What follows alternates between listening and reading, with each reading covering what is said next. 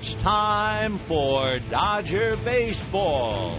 Live from Dodger Stadium, Sportsnet LA presents the Dodgers as they take on the Detroit Tigers. Hi, everybody, and a very pleasant Wednesday evening to you. Welcome to Dodger Stadium. Final game of the brief two-game series with Detroit. Dodgers walking off with a victory last night.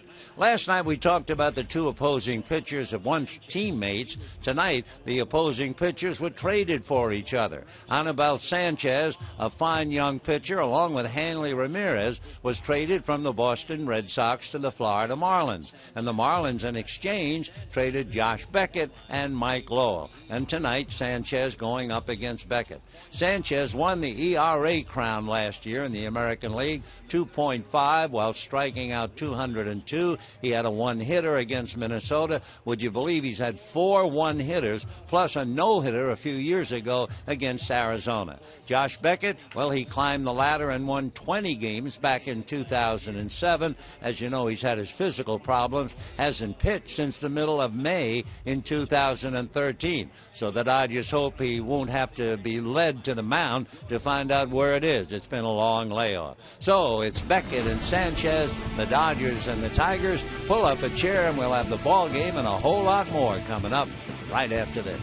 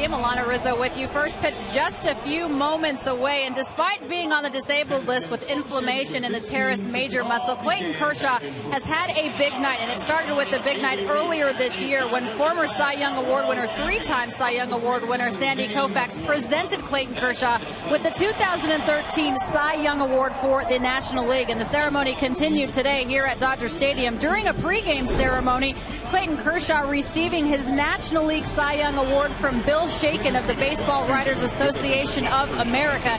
In addition to receiving the Cy Young Award, Dodgers first baseman Adrian Gonzalez presented the A's with the Players' Choice Award given by the Players Association to the National League's most outstanding pitcher. And outstanding he absolutely was in 2013. A 16-9 record with a 1.83 ERA.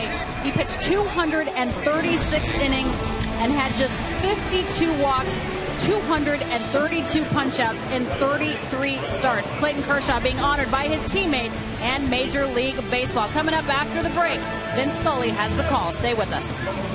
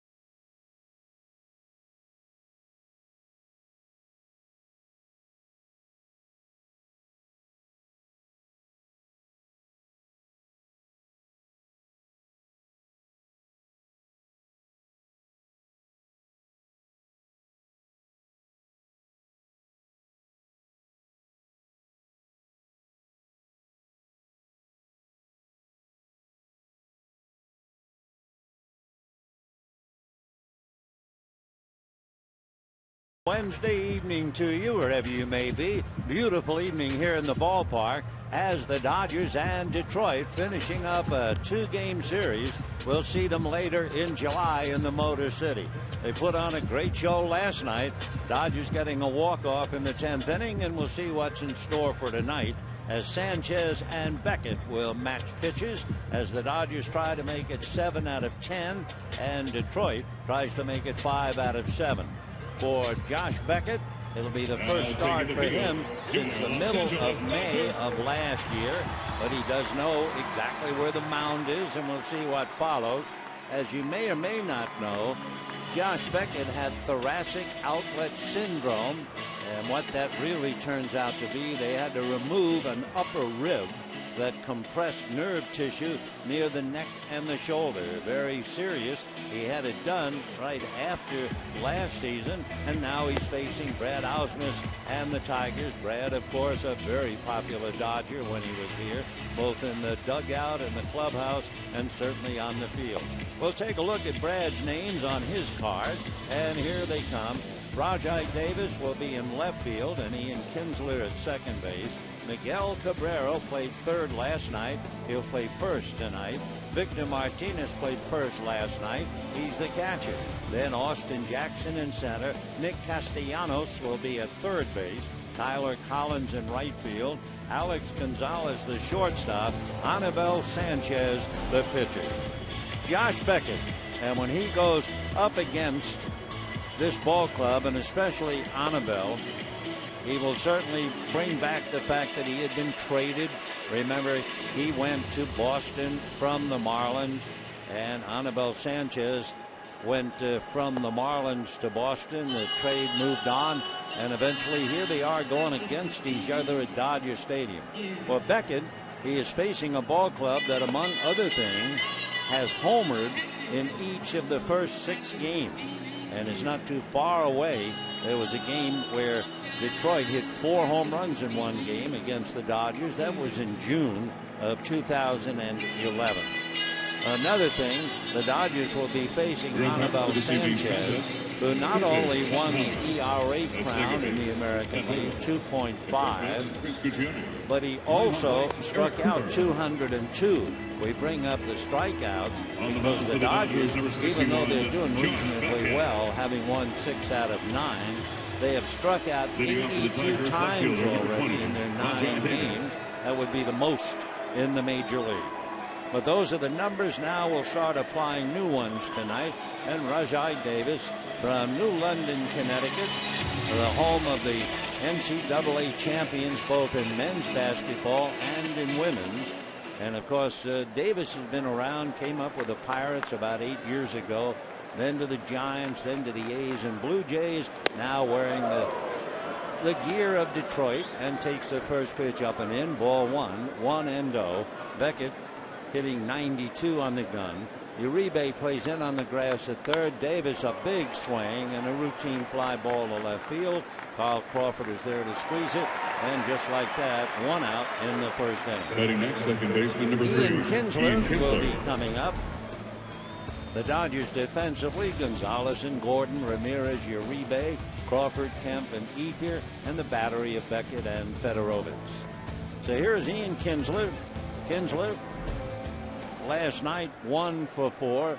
Actually, it was a double in the 9th inning, and he scored what was the tying run. Then the Dodgers in the bottom of the 10th had Crawford's double to cash in Sean Figgin.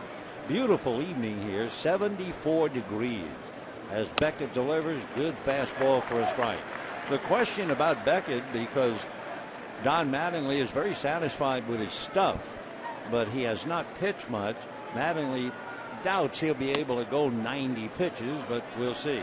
So Don and Tim Wallach and the Dodger pitching coach Rick Honeycutt very interested in how Beckett pitches.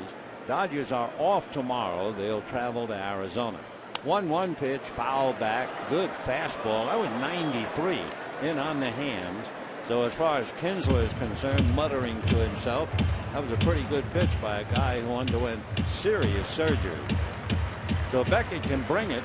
Just the question, is he ready to go long enough? And the Dodgers, of course, have to feel very comfortable with him. 1-2 pitch on the way, curveball, and that's whacked into left field for a base hit. So Beckett trying to go a breaking ball. Kinsler straightens it out with a single. And here comes Miguel Cabrera. Take another look, that hanger, and it was whacked into left center. So Kinsler comes up with the hit. Interesting to see these fellas playing, and memories as to who was playing where. The great Cabrera checking in. This year off to a slow start, hitting 292. He'll do a lot better than that before the year's done. He hit 348 last year, and he's won the batting crown 3 years in a row. He takes low and away, ball 1-0. They're starting to talk about Cabrera being another Rogers Hornsby, but that would be something. Hornsby hit 358, the highest ever for a right-handed hitter. He won 7 batting titles and 6 in a row. Here's the 1-0 pitch on the way. Beckett delivers a little breaking ball, slider perhaps off the plate. 2 balls and no strikes. Cabrera backs out, looks down to his third base coach Dave Clark. We were talking with John Lowe, the fine Detroit writer, and he said, I'm not quite sure which was more surprising. The home run to right center field. There goes the runner on a pitch high and inside, and the throw gets away from D. Gordon. So into second base with a stolen base goes Kinsler, and it's a 3-0 count to Cabrera. The point about last night, D. Gordon hit the ball into deep right center field. But the other thing was Cabrera not only went 0 for 4 last night, but Cabrera did not hit the ball out of the infield. So take your pick, one or the other, somewhat outstanding. So Kinsler with a steal at second base, and Cabrera now 3-0. Let's see if the Dodgers will challenge him or just put him on. See if he'll chase a bad ball. 3-0 pitch on the way.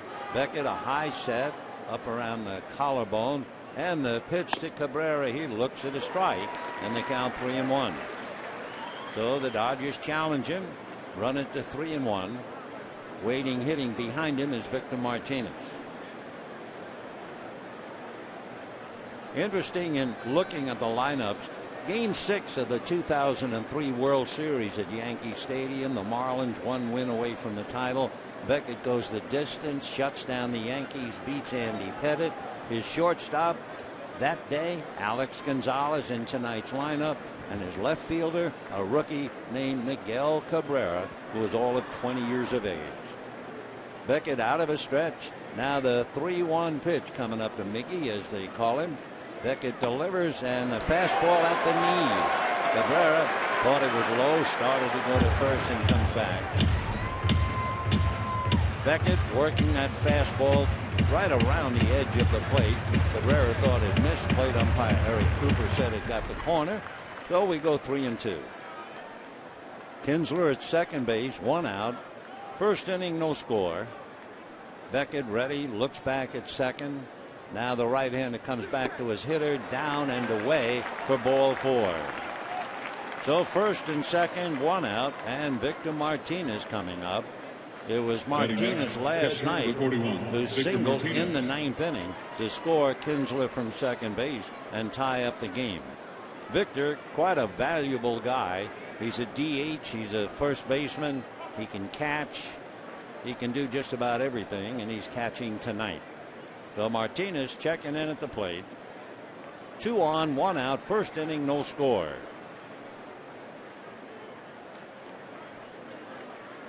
Victor, left-hand batter. Josh Beckett out of his stretch, checking the runners here at first and second with 1 out. And Martinez takes a pitch in for a strike. Good fastball at 91. 0-1 the count to Victor Martinez. With runners in scoring position, he is dynamite. When he got that base hit last night to tie up the game, it was no surprise. He is a .311 lifetime hitter with runners in scoring position, and that's where Kinsler is at second base right now. Strike 1 pitch on the way to the rangy left-hand batter.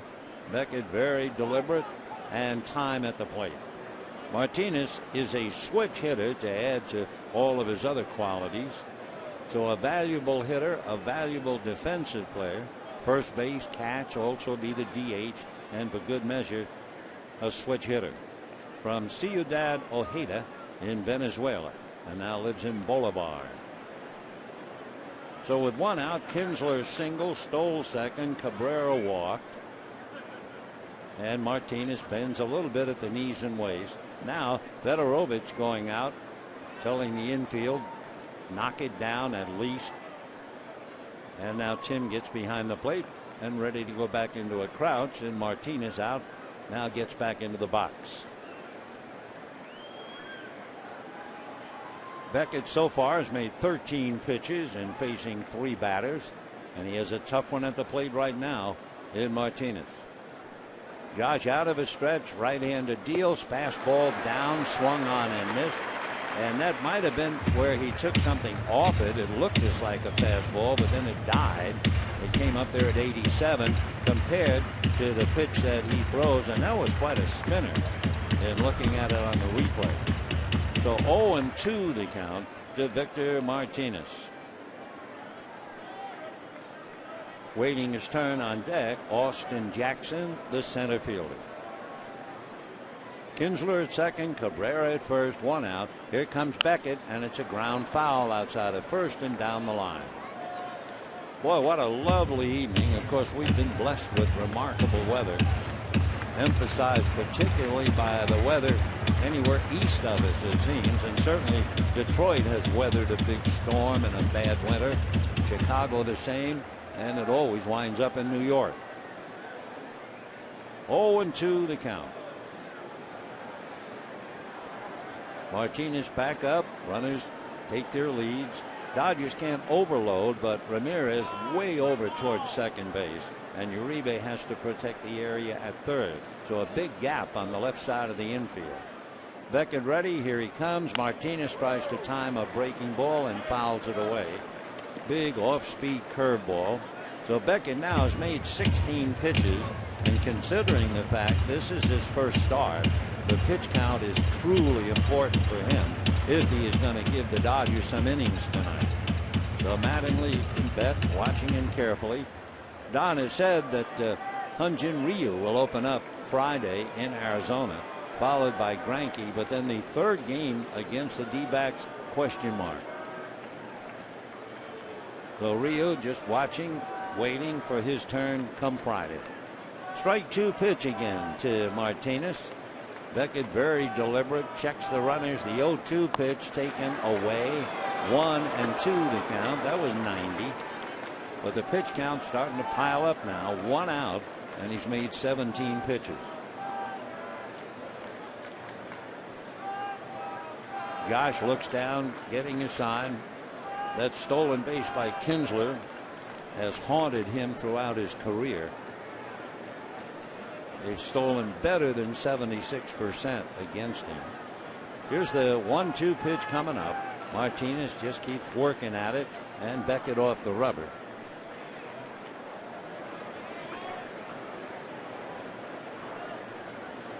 One ball and 2 strikes. Fedorovich out to talk to Beckett. They've given Martinez just about every bullet in the gun.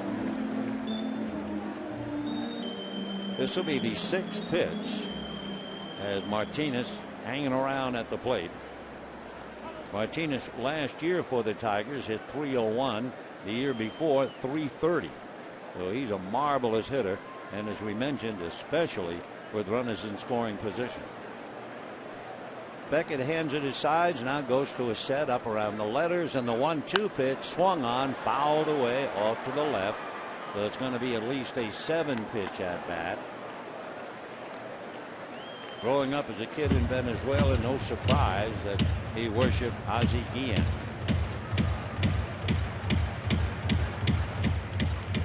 Martinez has been an all-star for the American League 4 times with Cleveland and with Boston. He did win a Silver Slugger Award about 10 years ago, and he can still hit exceptionally well. So a tough hombre up there at the plate, and Beckett's still trying to get him. Right-hander ready. There goes Kinsler, and a slow curveball misses. So Kinsler steals third. And again, as we tell you, Beckett has been wounded by the stolen base. In fact, in the last 4 years, he's really been haunted by the steal, as Kinsler got a big jump on an off-speed pitch. In the last 4 years, 80 stolen bases against him and only 11 caught. Now with 2 more tonight in the first inning, that really puts it up around 90% have been successful running on him. Meanwhile, he's got his hands full with Victor Martinez. First and third, 1 out, no score, and Martinez a stubborn hitter and a very good one. Beckett has given him fastballs. That last pitch got up there in the 70s at best. Now let's see what he comes back 2-2. Kinsler down the line from third. Cabrera off the bag at first, and the 2-2 pitch to Victor Martinez swung on and fouled away. So now it's going to be an 8-pitch at bat. Martinez up there trying to wear him out. Martinez last year almost walked as many times as he struck out. He had 54 walks and only 62 strikeouts. So no matter any which way you look at him, he's a problem. Kinsler at third, Cabrera at first, 1 out. We're in the first inning, no score. Beckett now ready to make his 21st pitch of the inning. Right-hander delivers, and it's lifted down the left field line. Crawford coming in to the line, makes the catch, and Kinsler will test his arm, and the arm's not there. Not only does the run score, down to second goes Cabrera. So everybody in the game knows that Crawford is playing left field, but does not have much of a throwing arm, and that was certainly on display. So Martinez makes an out, but at the same time, not only picks up a run, He also puts another runner in scoring position as Cabrera takes second base. The throw was a mile high. You talk about Puig missing cutoff men. Somebody ought to send Crawford a note. So Kinsler has a big inning, single, steals second and third, and comes home on a fly ball. And the batter now is Austin Jackson. That was a 9-pitch at bat for Martinez, and he had 4 2-strike foul balls. That's the kind of hitter he is. He's remarkable. Meanwhile, Austin Jackson went all the way in center field.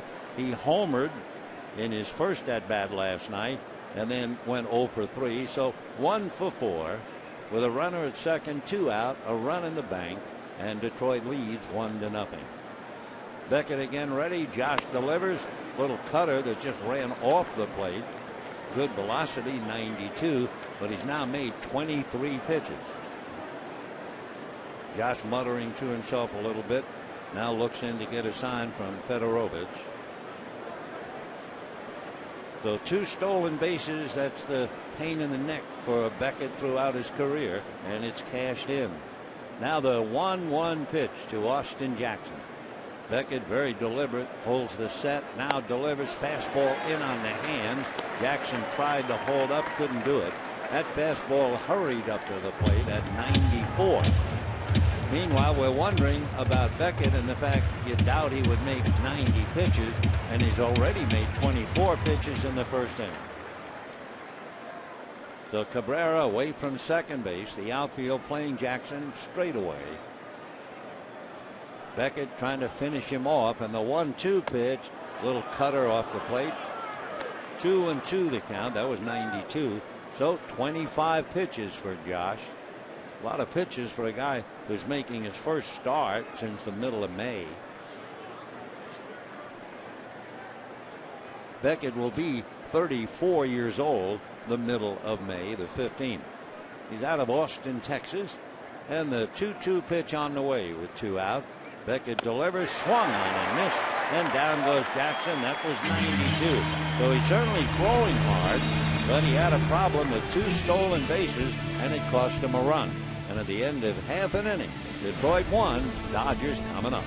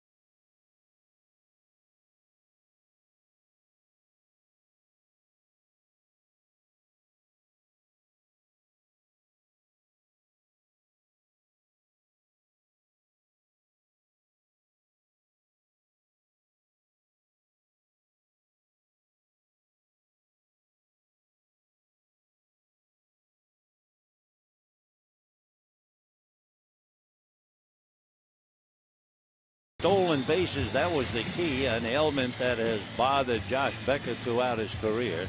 Now let's see about Don Mattingly's lineup, and it'll be D. Gordon leading off at second base. Carl Crawford, who was the hero last night with the double to left field.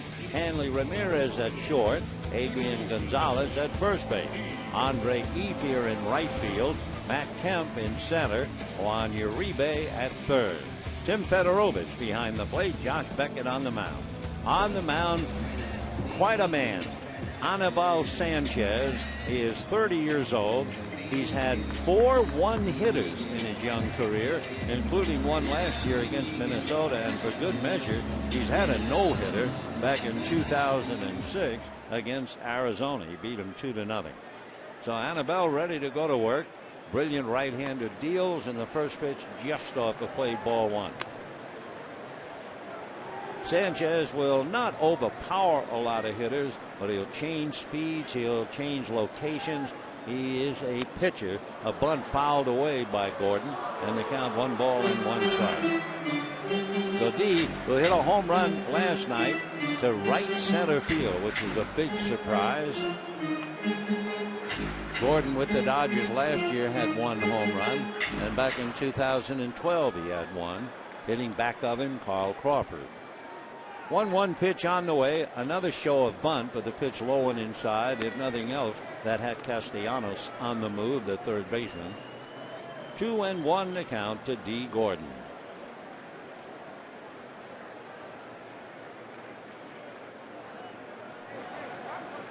Annabelle looks in, getting a sign, turns on the rubber, delivers as a shot up the middle, base hit for Gordon.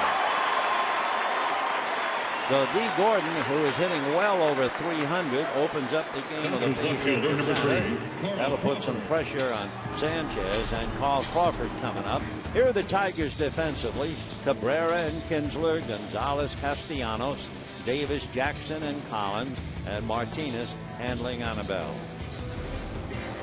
So Carl Crawford hitting in the number 2 slot, and the number 1 thing you must have if you're going to hit number 2 is patience. You have to give that runner at first a chance, if indeed that's part of the game plan. Sanchez a long set and backs off the rubber. Interesting in talking about one of the high moments in Annabelle Sanchez's career, when he became the 19th rookie to throw a no-hitter against Arizona, 2006.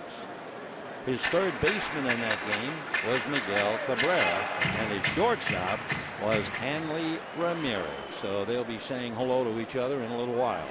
Another throw to first, Gordon diving back. Interesting, too, on a staff with Cy Young Award winners like Max Scherzer and Justin Verlander, still in their primes. It was Annabelle Sanchez who won the ERA title last year, 2.5. Right-hander ready, very deliberate. There goes Gordon on a pitch out, and the throw by Martinez is down there to get him. So an ex-catcher in the dugout, Brad Osmus, and he's the one who called the pitch out, and Martinez makes a dandy. Gene Lamont saying something, his trusted bench coach to Osmus. So Gordon goes, but the Tigers are looking for it, and the tag applied by Alex Gonzalez, and that'll do it for D. Gordon.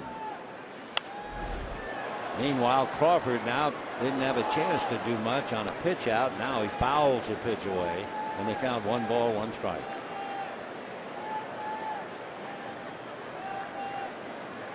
Even though Crawford got the key base hit to left field last night, it was interesting to see the shortstop cover on the pitch out.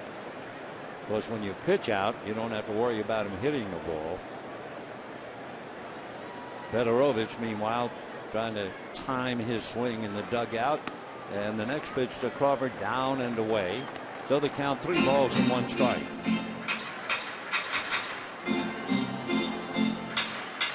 Hanley Ramirez waiting on deck. Sanchez looks down the barrel to get a sign. Now the 3-1 pitch, swung on, hit in the air down the left field line, slicing in the corner, fair ball, bouncing up into the stands for a ground rule double. So it was a big play, running Gordon, calling the pitch out instead of the Dodgers possibly having a run. They had 1 out, and Crawford a towering fly ball double to left field. So that'll bring up Hanley Ramirez, and on TV we can take another look. The location the pitch was down around the knees, outside part of the plate, and Crawford just went with it.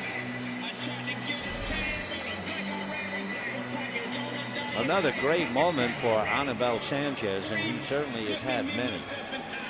He actually struck out 17 in one game.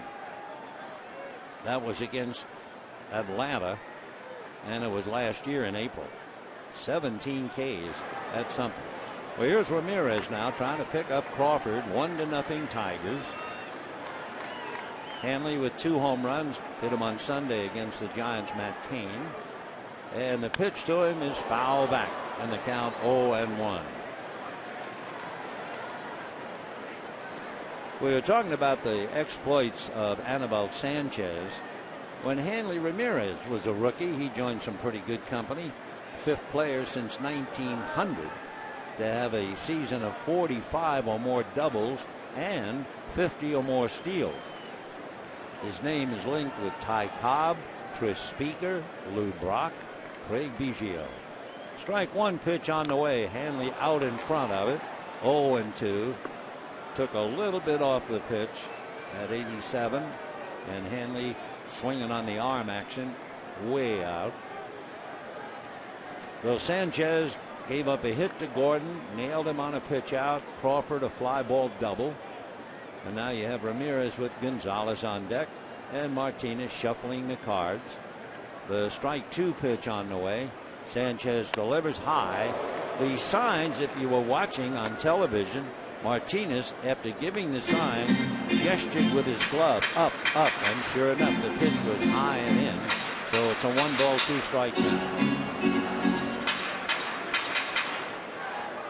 Again, Victor settling into the crouch. Hanley now back up.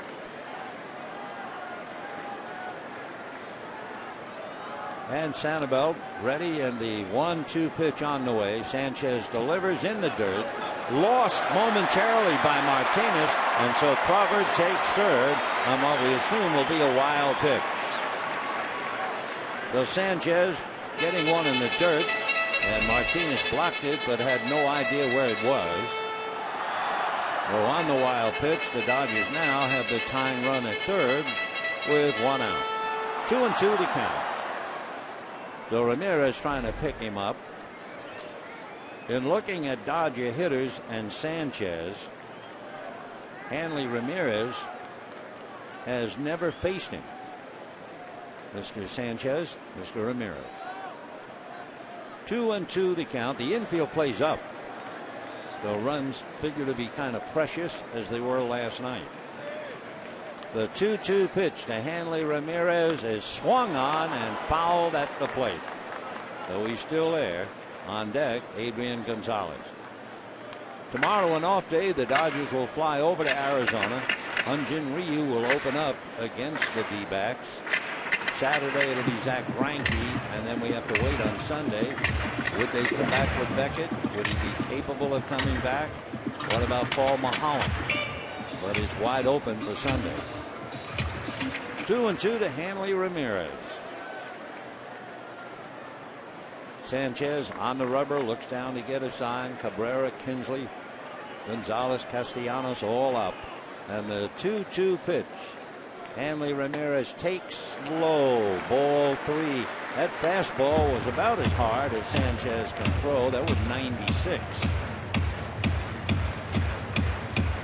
Sanchez last year, 14 wins, 69%, almost 70% of his starts were quality starts. 3 runs or less for 6 innings. Here's the 3-2 pitch to Hanley. And it is way inside, ball 4, and Ramirez draws a walk. So the Dodgers have first and third, 1 out. Adrian Gonzalez coming up. Brad Osner with Omar Vizquel on one side of him. Dean Lamont on the other. Adrian struggling, hitting just 188 with a home run, 3 RBIs.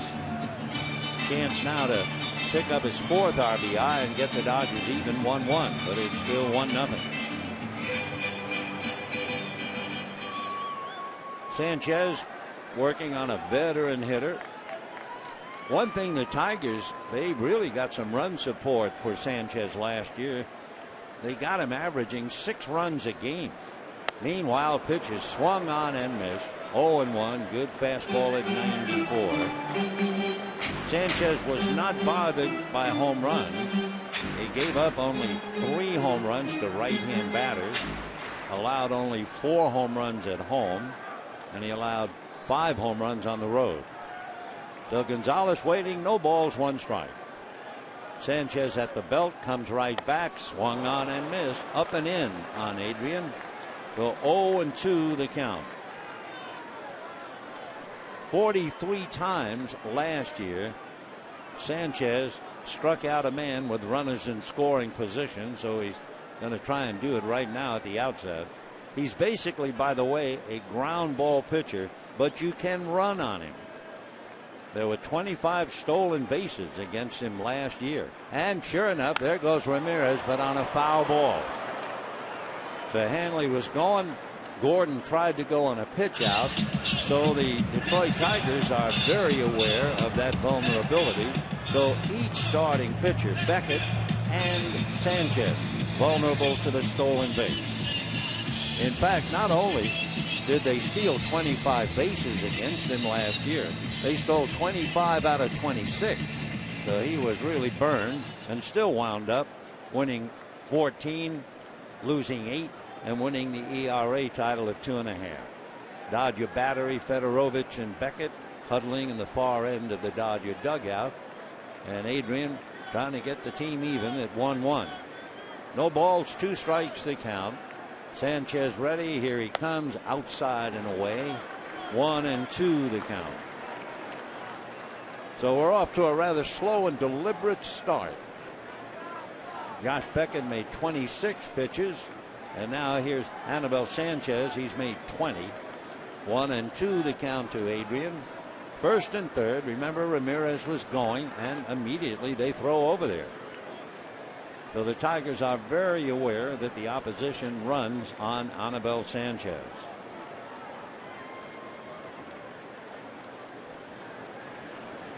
They'll keep an eye on Hanley again, held on by Cabrera.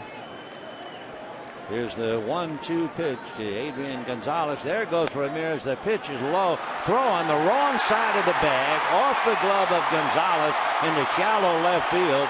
Scoring from third is Crawford, and moving over to third is Ramirez. So Martinez, who made a good throw on the pitch out, this time threw to the shortstop side of the bag, and with Gonzalez running to the bag, he tried to lean back and glove it, and he couldn't do it. And Ramirez gets himself a stolen base, and with the ball going into left field, Martinez will also draw an error. So the Dodgers have tied it up 1-1. They now have a go-ahead run in Ramirez at third, and at second. The play at second base puts the Dodgers in a chance to get out in front. So stolen base, error charge to Martinez.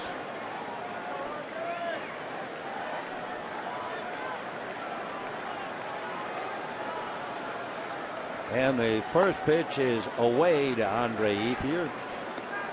1 ball and no strikes. So you had a single by Gordon. He was thrown out trying to steal. You had a double by Crawford, who stole third. You have Ramirez stealing second and going to third on the error. Well, all of that was going on. Gonzalez went down, and the pitch to Ethier is low and away. Ball 2, 2-0 the count. So it's the first inning. We've already seen 49 pitches. 26 by Beckett, and soon to be 24 from Anibal Sanchez. Ethier waiting on the 2-0 pitch. Sanchez ready. Swung on, fouled away off to the left into the stands. 2 balls and 1 strike to count. And looking up Anibal Sanchez, Andre Ethier has faced him 2 at-bats, and he's 1 for 2.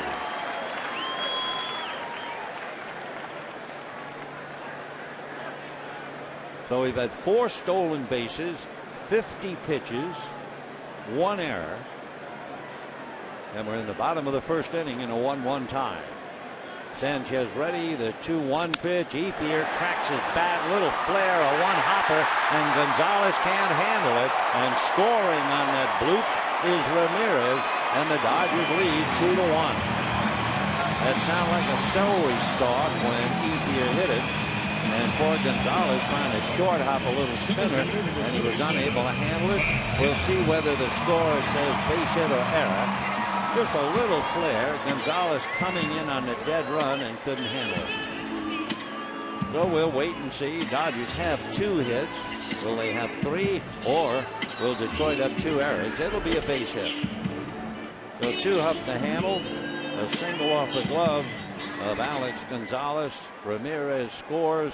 Crawford already came in. And the Dodgers lead 2-1 in the first inning. And here's Matt Kemp. Matt takes low and inside, ball 1. Kemp versus Sanchez is 1 for 4 in the past. Of course, for Matt, anybody's better to bat against than Max Scherzer. He's 0 for 18 against Max. Scherzer taking in the game, chewing his gum, pitched a gem last night. The pitch in for a strike, and the count 1-1. So Sanchez in a mess here. 2 singles, a double, couple of stolen bases, an error by his catcher, a fluke little blooper at the feet of Gonzalez, and they load up the left side on Kemp. 1 ball and 1 strike. Sanchez ready, looks over at first, now works the hitter, and Kemp takes a strike, and the count 1-2. 2 runs, 3 hits for the Dodgers, 1 run, 1 hit, and 1 error for Detroit. Dodgers have beaten Detroit interleague 10 of 16, and 7 of the 10 here at Dodger Stadium. Dodgers will go to Detroit in July. 1-2 to Matt Kemp. Now the 1-2 pitch coming up. Sanchez at the belt, very cautious looking at Ethier, who is usually not much of a base stealer. One thing, they are not loading up on Kemp with 2 strikes. They've moved Kinsler, although he is on the second base side of the bag. Ian is deep right on the rim. Gonzalez in the hole, and Castellanos is very deep guarding the line at third. Sanchez at the belt, and the 1-2 pitch on the way inside at the shins. 2-2 to count. So Beckett thought it was a long inning for him when he made 26 pitches. Uribe waits, and for Sanchez, he's preparing to make his 30th pitch of the inning. Annabelle, a long look in. Right-hander set, throw to first. Dodgers figure to run on him if they can, and the Tigers figure to run on Beckett. In Sanchez's career, the opposition 89% successful, 102 stolen bases, and only 13 caught. Here's the 2-2 pitch to Matt Kemp. Sanchez ready, here he comes, inside, ball 3. So Sanchez obviously struggling here. Not out of the woods by any means, with Uribe waiting on deck.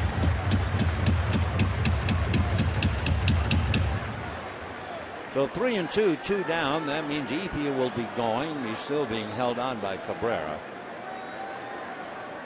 Sanchez, ball in the glove, set just about at the belt. There goes Ethier, and Kemp on a pitch inside, swings and misses, checks with the umpire whether he swung at a strike or not, and the Dodgers wind up getting 2. And at the end of an inning, 2-1, Dodgers.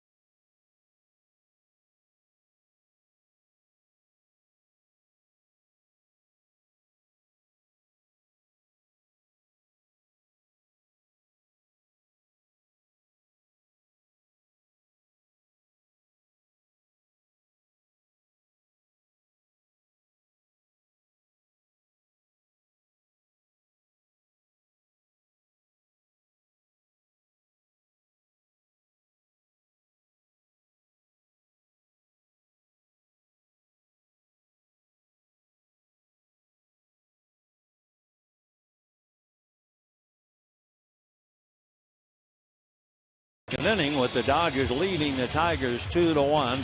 Crawford a fly ball double, stolen base scored. Ramirez a walk, a stolen base and error. He scores. Ethier gets a squib single to get Ramirez home, and it's 2-1 Dodgers. And Beckett now going back to work, and work it is. He made 26 pitches in the first inning, but Sanchez made 31. So here now is Nick Castellanos. Double L's come out like a Y. Castellanos will have his shot at third base tonight. Nick 5 for 13. He's from Davie, Florida, and beats one foul around the plate. He was a #1 pick by Detroit 2010, so he's already here. He went out to Toledo, though, most of last year and played only 11 games. He was a Marlins fan, idolizing Miguel Cabrera, and now they're teammates. The strike 2 pitch popped in the air, foul. Gonzalez across the line, looks to see where the seats are, leans over, can't get it. We have a moment to tell you at San Francisco, Tim Lincecum facing the Diamondbacks. Paul Goldschmidt came into the game hitting .522 against Lincecum, 12 for 23 and 6 home runs. And in the first inning tonight, Goldschmidt came up with 2 men on base and homered again. So he's now hitting .542, 13 for 24 and 7 home runs against Tim Lincecum lifetime. Whoa. 0-2 pitch to Castellanos. He holds up, but it cost him. Strike 3 called, and down he goes. Second strikeout in a row for Josh Beckett. He got Jackson in the first inning, and the pitch comes right about knee high. He hesitated, and he hesitated, walks back to the dugout. So Tyler Collins will now check in. Collins, another left-hand bat put into the lineup. Tyler's from Lubbock, Texas, and the fastball in for a strike, 0-1. Well, I'll say one thing, Beckett throwing nice and easy. As the scouts say, the ball really coming out of his hand. He hit 94. The next pitch, same strike zone, 93, and he's ahead 0-2. Collins played in Australia, so the Dodgers could match some notes with him. Dodgers were there, of course, as you know, opening up the season against Arizona. The strike 2 pitch on the way, and it's waved at and missed. So 2 outs on strikeouts, and that's 3 consecutive strikeouts for Josh Beckett. We got Jackson to end the first. Now he gets Castellanos and Collins here in the second. And the batter is Alex Gonzalez. Gonzalez, always a marvelous fielder. Off to a good year with the bat. And the right-hand hitter takes a look at a strike, and the count 0-1. Gonzalez with Sanchez on deck, hitting back of him. 2 out, bases empty. Second inning, 2-1 Dodgers. Beckett a cutter off the plate, and a 1-ball, 1-strike count. Dodgers go out on a brief trip. 3 games in Arizona, 3 games in San Francisco, and then home to face Philadelphia.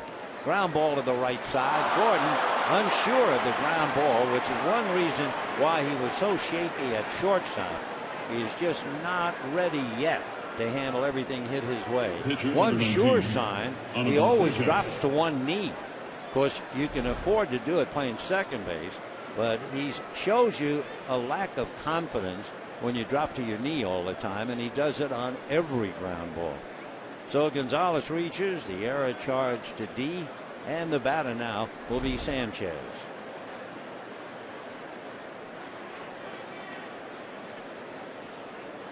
Sanchez waiting on the plate. We'll see if he's a typical American League pitcher now, where he doesn't have his turn at the plate.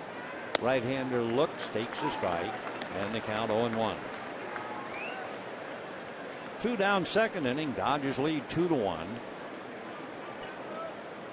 Beckett out of a stretch with Gonzalez held on by Gonzalez. Alex held on by Adrian. Strike 1 pitch on the way is taken off the plate. 1 ball and 1 strike.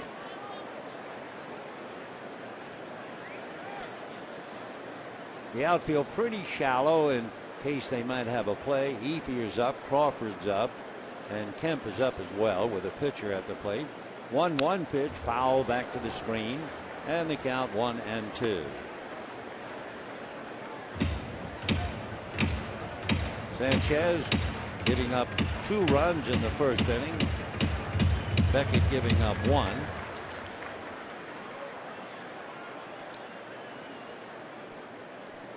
Anibal waiting. Alex off the bag at first, and the 1-2 pitch on the way. Beckett delivers, fastball hit in the air to center. Kemp will have to go back to get it. Way back. Can't get it. It bounces against the wall. On his way to score is Gonzalez on a long double by Anibal Sanchez, who must have remembered the days when he played for Florida and took his at-bats in the National League. So the Dodgers played shallow, and Kemp understandably playing up. And Sanchez hits a fastball about belt high over Kemp's head for a double. He never had a chance. Scoring with 2 out easily is Gonzalez. So Sanchez helping his own cause. Doubles in a run. First double of his career. So we have a 2-2 tie. We're in the top of the second inning. So Alex brings the run home after the error by D. Gordon on what should have been, in all honesty, a routine ground ball. But anytime you see D drop to one knee, you know he is not sure of the ground ball. 1-0 the count. Beckett hands it his sides, trying to get the third out. Rajai Davis flied to left field in the first inning. Swings, doesn't get the pitch, and the count 1-1.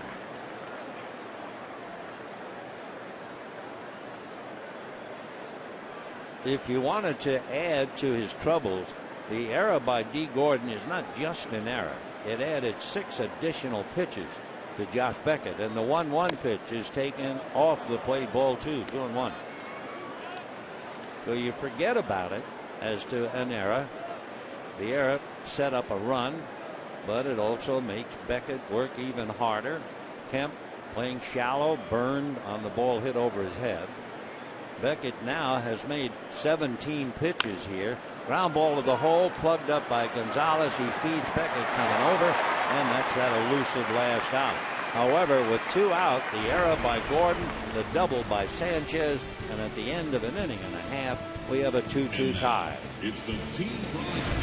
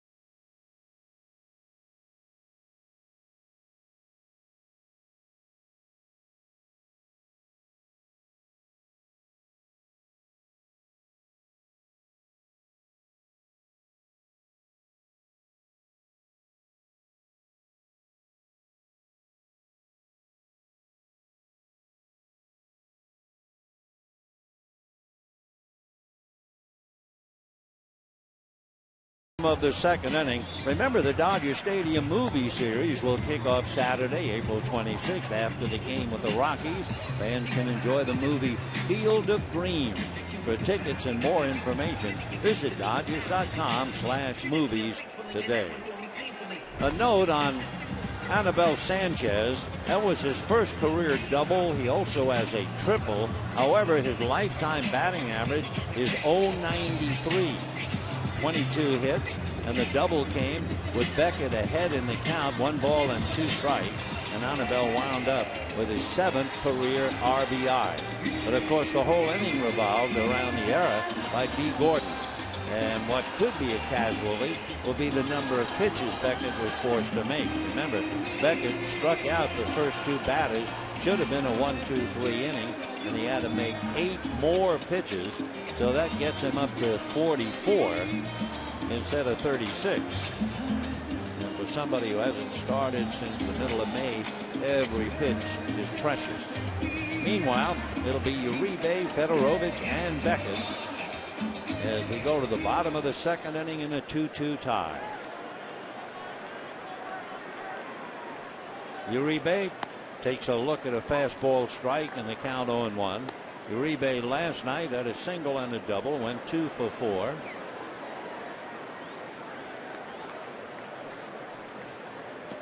As a pitch low and inside, 1-1 the count. So Sanchez, who had a rough first inning, gave up 2 singles and a double, couple of stolen bases. He had his catcher throw one away. Squibb single off the shortstop's glove, meant the other run. The 1-1 pitch, and that's taken off the plate, ball 2, 2-1 the count. Eric Cooper, the plate umpire. Coop's been in the big leagues 15 years, born in Iowa. Now the 2-1 pitch, and Uribe shies, pulls away a pitch at the knuckle. With Sanchez has a no-hitter, and Eric Cooper was behind the plate when Hideo Nomo tossed a no-hitter against Baltimore, and when Mark Burley pitched a no-hitter against Texas. Uribe fouls another one, and add to that when Burley recorded his perfect game. So for Eric Cooper, he has seen some beauties as a plate umpire, and right now he's looking at Beckett and Sanchez. 3-2 pitch on the way, foul back to the screen, and the count stays. 2 runs, 2 hits for Detroit, 2 runs, 3 hits for the Dodgers, each side with an error. Sanchez pitch count now at 37. So this is a 6-pitch at bat for Uribe, and he hits a hopper into right field for a base hit. So Juan Uribe opens up with a single to right field. Catcher number 26, Tim Fedorovich. That'll bring up Tim Fedorovich, followed by Josh Beckett. Fedorovich a look down to Lorenzo Bundy. Dodgers now with 4 hits. Lorenzo handling the job at third now that Tim Wallach is the bench coach. Uribe visiting with Cabrera a little bit. Wallach alongside Mattingly in the Dodger dugout. Sanchez delivers, took a little off that at 85, dropped it in for a strike, and the count 0-1. Sanchez ready to make his 40th pitch. Beckett made 44 in his 2 innings. Uribe short lead at first. Sanchez delivers and works it low and away. It gets away from Martinez. Uribe goes to second base. Perhaps, it's only perhaps, Martinez might have been crossed up. Maybe we can watch the pitch on TV, see how the catcher reacts. He's looking inside, and he actually made a mistake of his own. Martinez actually tried to backhand the pitch instead of just shoving it out in front, and the scorer, rightly so, calls it a pass ball. So Uribe at second. Nobody out. Fedorovich trying to at least get him over a notch. Tim, right-hand hitter, takes low and inside, and that runs the count. 2 balls and 1 strike.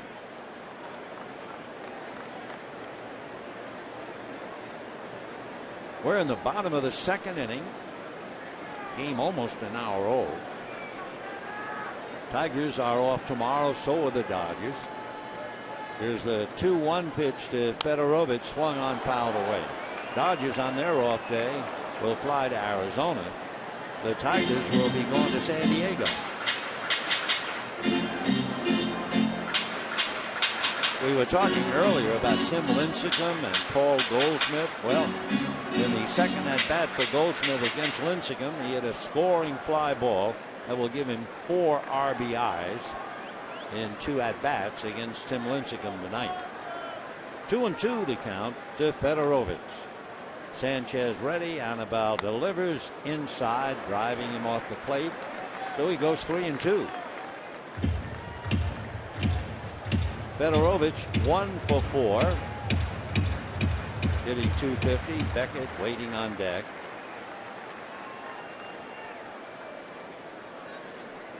Sanchez, who has walked 1 tonight, goes 3-2 with Fedorovich as a busted bat ground ball up the middle, smothered by Gonzalez, who throws in time to get him. Uribe takes third. Fine play by Alex Gonzalez, a broken bat ground ball up the middle. The only way Alex could catch up to it is to dive at the ball, and then with a catcher running, he's able to get up and throw him out. Barely. A very close play. And now Don Mattingly decides it was so close, he better go out and talk about it. A nice pick by Cabrera because the throw was in the dirt and he was able to backhand it. So Alex is a wonderful shortstop, bounces the throw, and it would appear to be in the glove. Fedorovich not on the bag. Mattingly, convinced now, turns with a little smile on his face. So a good play by Alex Gonzalez. He's always been a dandy shortstop. So 1 away. Pitcher, number 61, Josh Uribe Beckett. at third. Josh Beckett coming up. The Tigers, of course, have to be wondering, would they try a squeeze play? But remember, Beckett hasn't played. But he's looking at Lorenzo Bundy. And Bundy over to say something to Uribe. The corners come up. In fact, the infield is up on Beckett with 1 out. Tiebreaker at third. He swings and doesn't get the first one. And the count 0-1. 2 runs, 2 hits for Detroit. 2 runs, 4 hits for the Dodgers. An error on either side. Beckett with 3 home runs in his career and 16 runs batted in. Bundy whistles, and that means Beckett backs out to look at him again. Lorenzo talking to Uribe, who has a very cautious lead at third. Strike 1 pitch on the way. Beckett takes off the plate, and a 1-ball, 1-strike count. Boy, it's a tough 2 innings. 46 pitches made by Sanchez and 44 pitches made by Beckett. A long look at Lorenzo Bundy. A 1-ball, 1-strike count. The scoreboard has it 0-2. Sanchez at the belt, comes back, and it's taken off the plate. 2 balls and 1 strike. Sanchez throwing hard, 93, 94. Mattingly going through the signs. Bundy looks and he relays whatever. And Beckett will look. 2-1 the count. Sanchez at the belt, looks at Uribe down the line from third. 2-1 pitch on the way, fouled away on a full swing. Though 2 balls and 2 strikes, the thought of a squeeze play seems to evaporate. However, with 1 out, the infield is still up and the outfield is shallow, and Uribe again visited by Lorenzo Bundy. Sanchez deep in thought, head down, now lifts and looks into Martinez. And the 2-2 pitch coming up to Josh Beckett, and he takes low and away, ball 3. So Sanchez obviously off his feed. Last game, he went 4 innings, allowed 2 earned runs, no decision. 3-2. Sanchez ready, and the pitch to Beckett. And here comes Uribe. The squeeze is on, the bunt is down, the run is in. And out at first is Beckett. How do you do? And the Dodgers lead 3-2. A 3-2 bunt. The squeeze play worked perfectly. So Beckett does a great job with 2 strikes to get it down. Uribe breaking on the delivery. And the Dodgers back to the lead now, 3-2. Big play by Josh Beckett. Take another look. Uribe broke the bunt on a good pitch to handle right at the plate. There was no chance of getting Uribe. So the squeeze gets the run home. And the Dodgers now lead 3-2. Josh Beckett with a run batted in. And the batter now is D. Gordon. We can forget about his error in some ways. He takes a strike, 0-1. Gordon singled, broke to steal second on a pitch out. They hung him out to dry. D hitting .379 with a home run, 4 runs batted in. The next one very high over his head. 1-2 to D. Gordon. 3-2 in favor of the Dodgers. 3 runs, 4 hits. Tigers 2 runs, 2 hits. Beckett and Uribe talking about that play. And the pitch to Gordon misses. And a 2-ball, 2-strike count. Under the heading experience, Ramirez and Beckett and Uribe. 2-2 pitch on the way, lunged at and fouled away. D did a good job of getting a little bit of that pitch. Meanwhile, the pitch count on Annabelle, 55 pitches, and he's not out of the second inning. 31 in the first inning, 24 so far here in the second inning.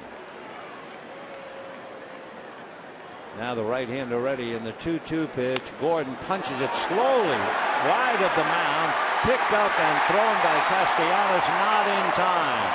So D. Gordon a little nubber, not quite equidistant between the mound and third base, but almost. And he legs it out. So Gordon at the top of the lineup is now 2-4-2. Castellanos did everything possible, but Gordon flies down the line. And the throw not in time. It also pulled Cabrera off the bag anyway. So Gordon 2-for-2. Here comes Crawford, who had a double bouncing into the seats in the first inning. So D. Gordon running down the line for a second hit. Now let's see if he tries to go for another stolen base. Just to pile more on the shoulders of Anibal Sanchez. And immediately a throw to first. Dodgers scored 2 in the first. They picked up 1 here in the second. D. Gordon is 3-for-4 in stolen bases. They caught him tonight. And Crawford hitting .321. The pitch to Carl swung on and missed up around the letters. 0-1 to count. He hit that long fly ball that hit the track and bounced up into the stands. That was in the first inning. Then he stole third and eventually scored. No balls and 1 strike. Sanchez another throw to first. Gordon back on his hands and knees.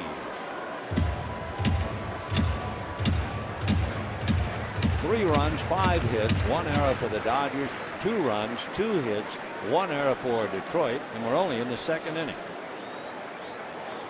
Gordon poised off the bag, not going, and the pitch squirted up along third. They'll let it roll. It'll go foul. Looked like it came out of the end of a hose. So no balls and 2 strikes. They count to Carl Crawford. Dodgers trying to make it 7 out of 10. Then head for Arizona and San Francisco. And when they come home, they have 4 with the Philadelphia Phillies starting on the 21st and the weekend of Colorado on the 25th. Then the Dodgers go out to Minnesota, Miami, and Washington. Arizona will open it up. So that's a good long homestand. No balls and 2 strikes to count. Sanchez delivers. Crawford fouls it back. So Anibal is still out there working. One of his problems, and he is piling up the pitches now, 59 pitches, and he's only in the second inning. He went to a 3-ball count. 6 of the 9 Dodgers were first time through the lineup, including Beckett, remember? Josh Beckett squeeze on a 3-2 pitch. So 0-2 the count to Crawford. Sanchez set at the belt. There goes Gordon. The pitch is low and into second with the stolen base. So the Dodgers are going to try and run on him, just like the Tigers are going to try and run on Beckett. So Gordon going without a doubt. You figured he was going to go. There was no chance for Martinez to even throw the ball. So you had Crawford a stolen base, Gordon a stolen base, Ramirez a stolen base. Uribe, remember, reached on a pass ball. So here's the 1-2 pitch on the way to Carl Crawford, and it's sprayed foul off to the left and out of play. So 61 pitches made by Anibal Sanchez. This next pitch will mean each inning he's made 31. So he's still 1-2 the count to Carl Crawford.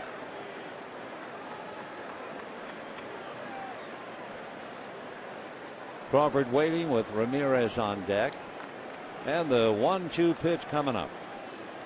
Sanchez ready, double checks, comes to his hitter very high. 2-2 the count. He probably had one eye on Gordon. So 2-2 to Carl. Waiting on deck, Hanley Ramirez, who walked in the first inning and also stole a base. 3-2 Dodgers, second inning. 2 balls, 2 strikes, and 2 out. Sanchez at the belt, looks back at Gordon, and the pitch is swung on and missed, and down goes Crawford. Good to take a look at that squeeze play. A 3-2 count. Uribe will break from third, and Beckett does exactly what the Dodgers hoped. He lays down a dandy. The Dodgers get the run, and at the end of 2, just like that, Dodgers 3, Tigers 2.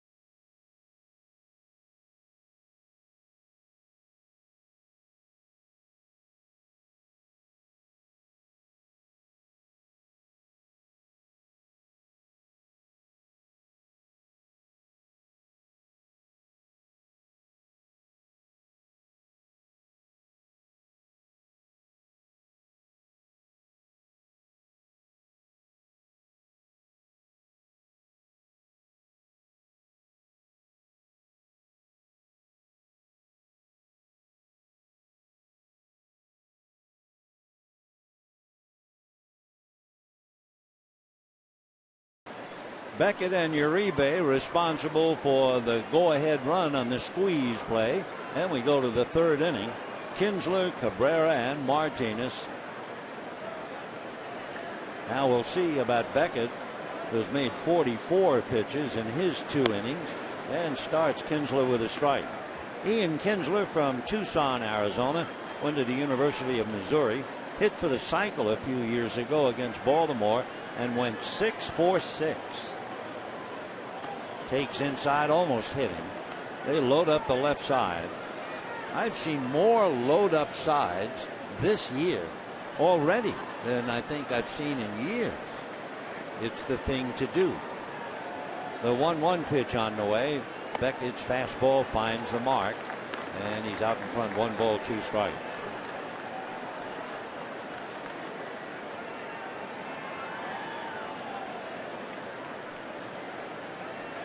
Ian Kinsley flied the single to left field, stole second, stole third, and then came home. Hits one to the middleman. That's Hanley Ramirez. So one away in the third. And the batter will be the great Miguel Cabrera. Next, number 24, Miggy, as they call him. Cabrera. They have a Miggy in the National League. That's Miguel Montero, who goes by that name for sure.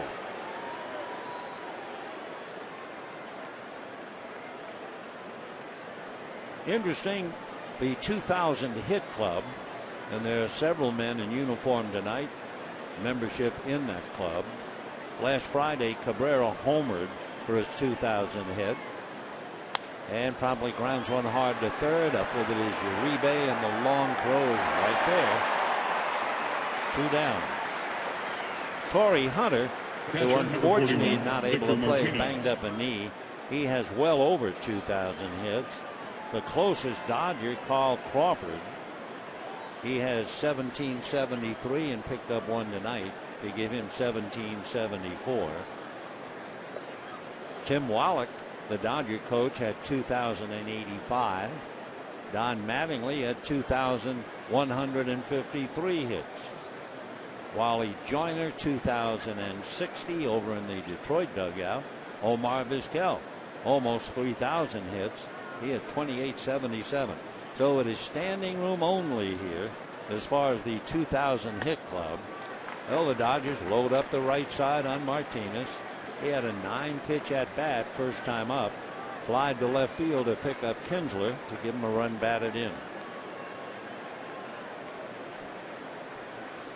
Beckett looks in, getting a sign, and Josh comes back. Martinez looks, and it's low, 1-1. It was so typical of Martinez to battle at the plate and get the man home. We had mentioned he's a .311 career hitter with a runner in scoring position. 1 ball and 1 strike to Victor. Beckett comes back, and a fastball fouled away. Victor Martinez from Venezuela. Grew up with his brothers Victor, Carlos, and David. And they would go to the field. One would be the pitcher, one would bat, one would play the outfield, left field always. So any ball hit to right field was an out. He promptly bangs one to the gap in left center, base hit. Crawford over to cut it off, and Martinez will hold. So a 2-out single by Victor will bring up Austin Jackson. Austin Jackson. That's the 3rd hit for Detroit. The Dodgers 3 runs, 5 hits, and the Tigers 2 runs, 3 hits. And here is Austin.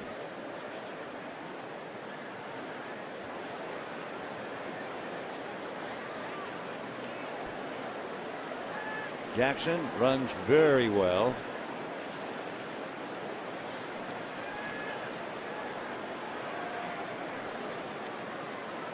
Beckett out of a stretch.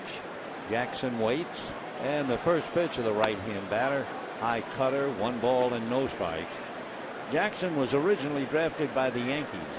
He comes from Denton, Texas, the home of Javi Guerra and also of Miss America, Phyllis George. And growing up as a kid, he idolized Ken Griffey Jr. In fact, because of Griffey, he always wore 24. 1 ball and 1 strike to Austin.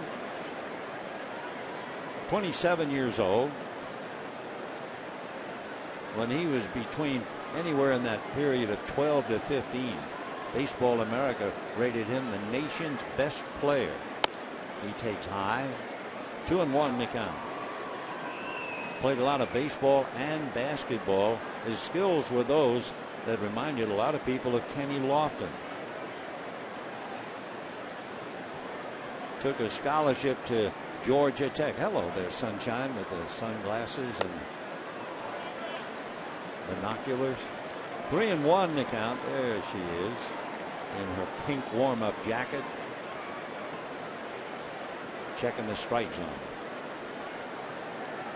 Austin waiting. 3-1. 6-1, about 185. Bends at the knees and waist. And the 3-1 pitch coming up. Martinez short lead at first. and it's swung on and missed. That runs it 3-2. So Beckett has now made 58 pitches. That means 15 in the inning. They told you that Austin was signed by the Yankees, but he was traded to Detroit before he ever got a chance to play for the Pinstripers. He's a student of the game, and he had some good subjects as he promptly hammers one down the line, and it's a fair ball in the corner. Chasing it is Crawford. A fan has reached over, obviously, and touched it. And let's see what they're going to do with Martinez. He's going to stop at third. So Austin Jackson, who studied Manny Ramirez, Miguel Tejada, Alex Rodriguez, and Derek Jeter, doubled. And now Brad Osmer's gone out to say, wait a minute, what about my man Martinez? We'll take another look on television. A drive down in the corner, and it's going to land just on the chalk. Then it goes in the corner and bounces into the stands. So for Martinez, he'll have to stop at third. So a 2-out double by Jackson will bring up Nick Castellanos. Tough break for Detroit, otherwise the tying run is in. And a tough break for Austin Jackson. No RBI. So Al Smith, somewhat of a pained look on his face as Castellanos gets back in the dugout. Then comes up with a stick, and we'll see what he does. Second and third, 2 out, top of the third inning.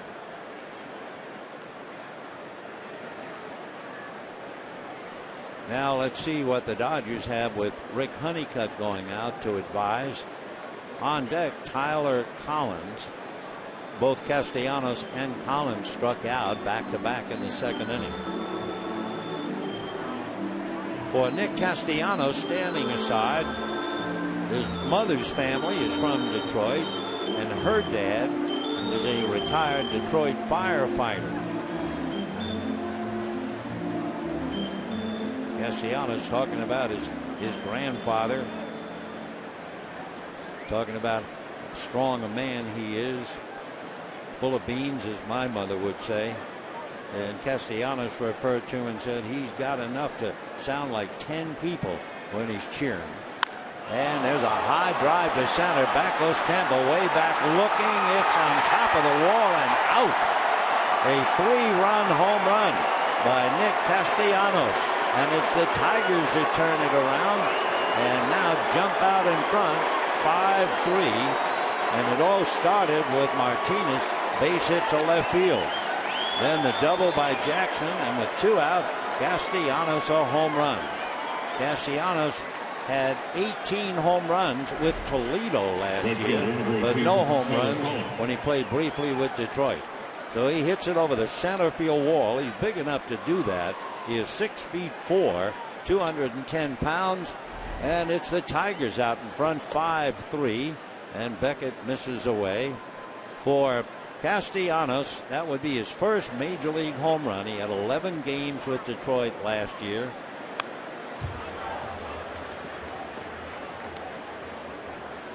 One and one to count.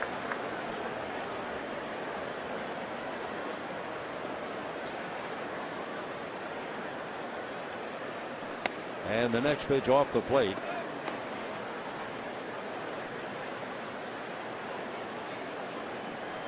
A note on Castellanos, they expect great things from him in the future. 2-1 pitches in the dirt. When he signed with Detroit, he passed up a scholarship to the University of Miami. And according to the notes, the signing bonus was for $3.45 million. Well, indeed, they expect him to do great things. 3-1 the count. Tyler Collins lifts one to left field. Crawford going back, but he has a play. Carl is there to make the catch, and that'll do it. But it'll certainly do it for Detroit. And Castellanos, a 3-run dinger over the center field wall. Admittedly, it hit the top of the wall before going out. 5-3 Detroit. Tribute to the men and women of our nation's armed forces.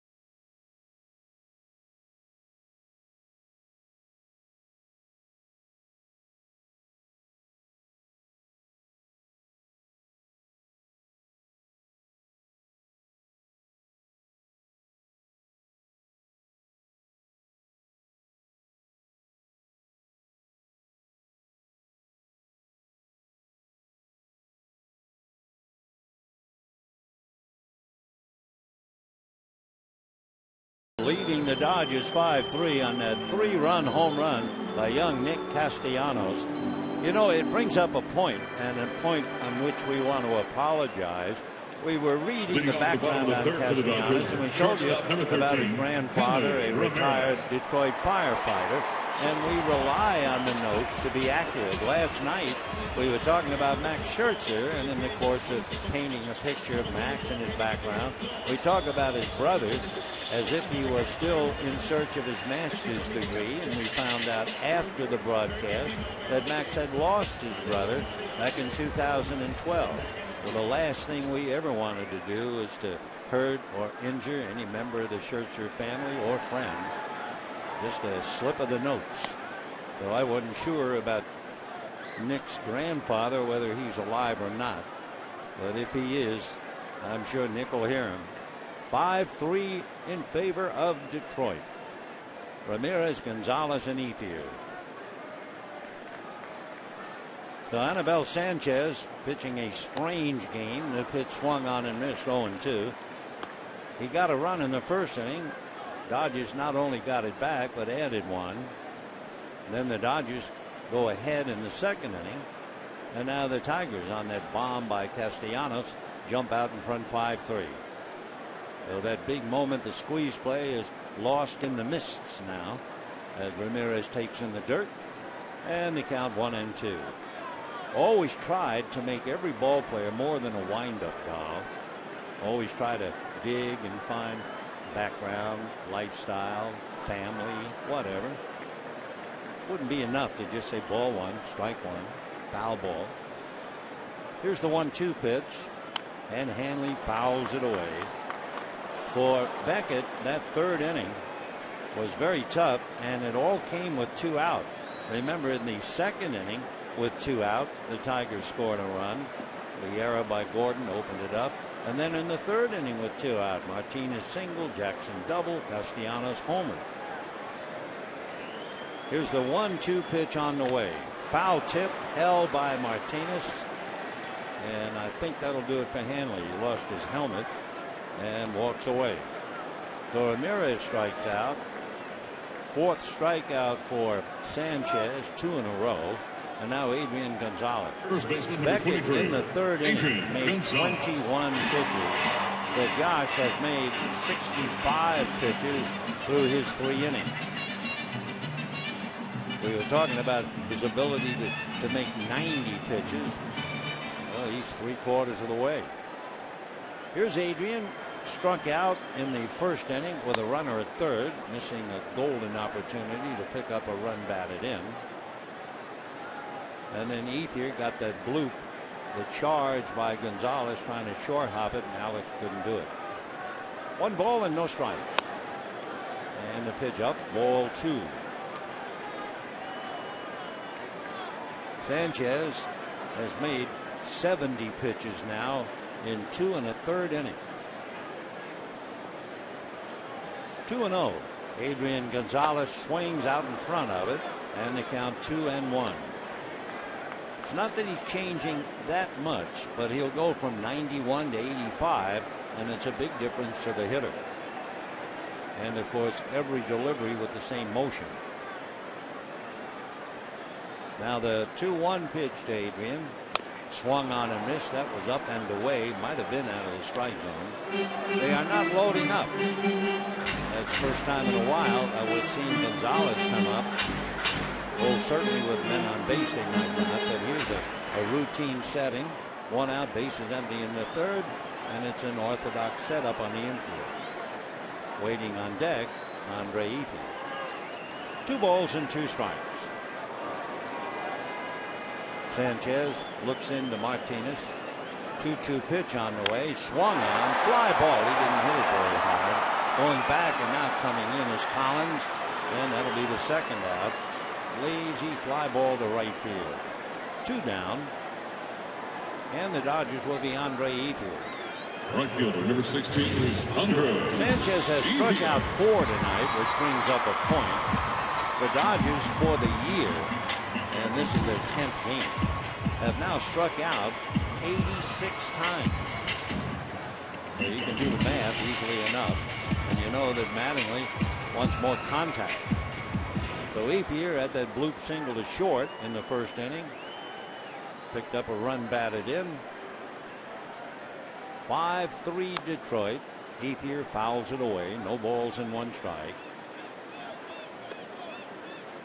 All of us in Los Angeles were very much aware when Yasiel Puig went head first in the first base and damaged his thumb. Well, it has happened again. Josh Hamilton of the Angels, who's been off to a great start, will miss 6 to 8 weeks with a torn ligament in his left thumb that might require surgery. Ball hit to left. Davis comes over and makes a catch. So the modern day player going head first, and it's always risky, and the Dodgers lost Puig for a while, and the Angels will lose Hamilton for quite a while. It's 5-3 Detroit.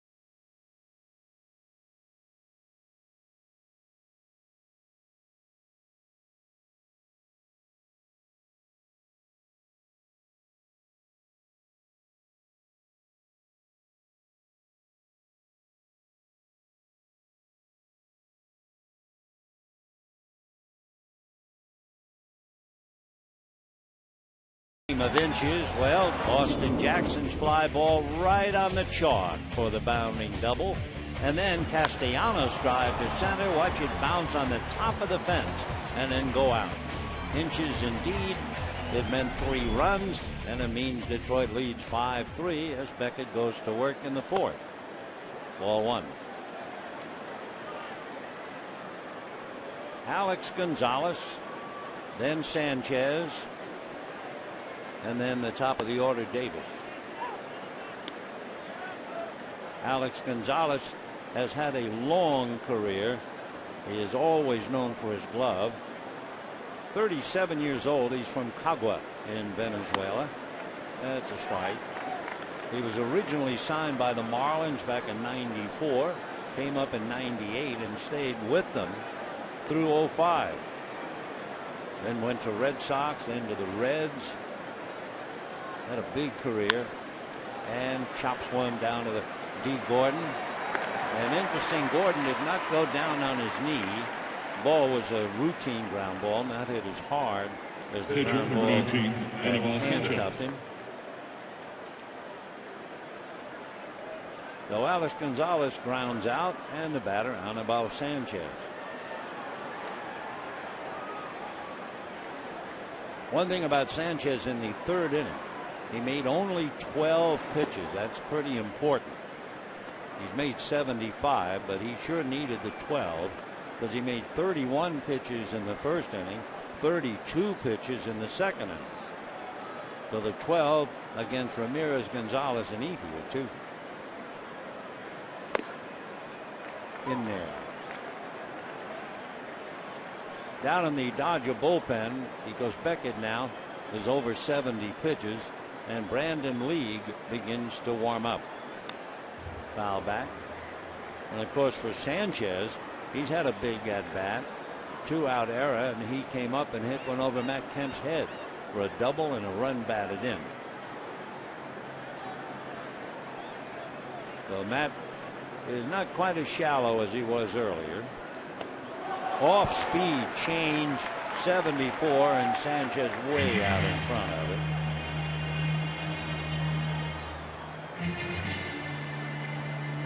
Four strikeouts for Josh Beckett.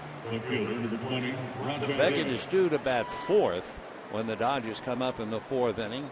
He's now made 73 pitches. Rajai Davis, who flied to left, grounded to first, checking in.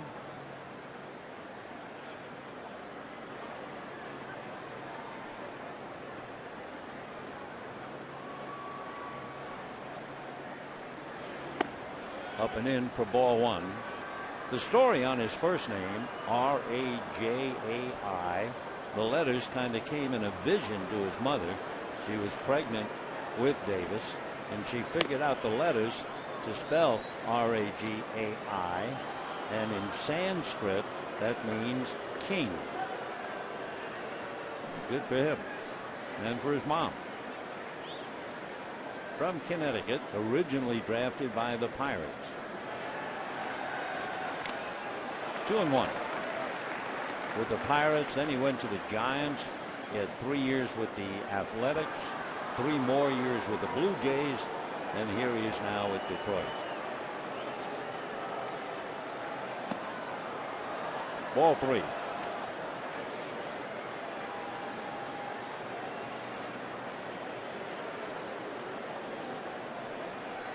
If they get to his spot, this could be the last inning for Beckett. Fastball whacked down the line, foul. Still 3-2. Davis does not have a lot of power, but he's hit as many as 8 home runs.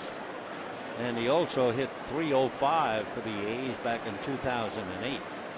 The fact he runs well doesn't hurt either. Oh, he is plunked.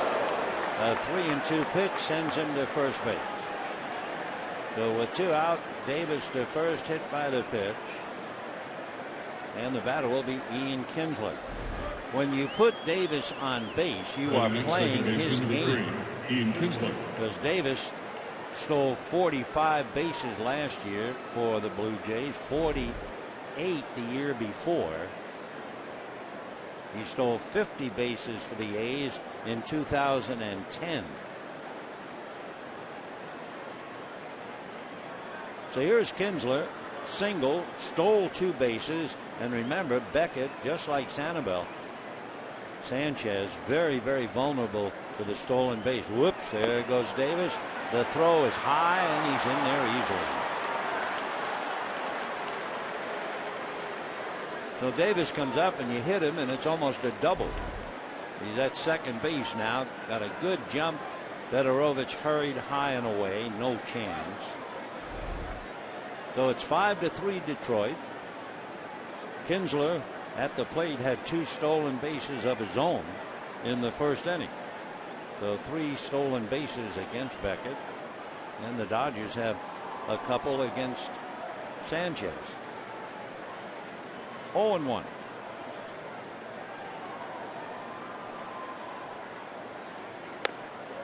Inside, they're going to check. No swing.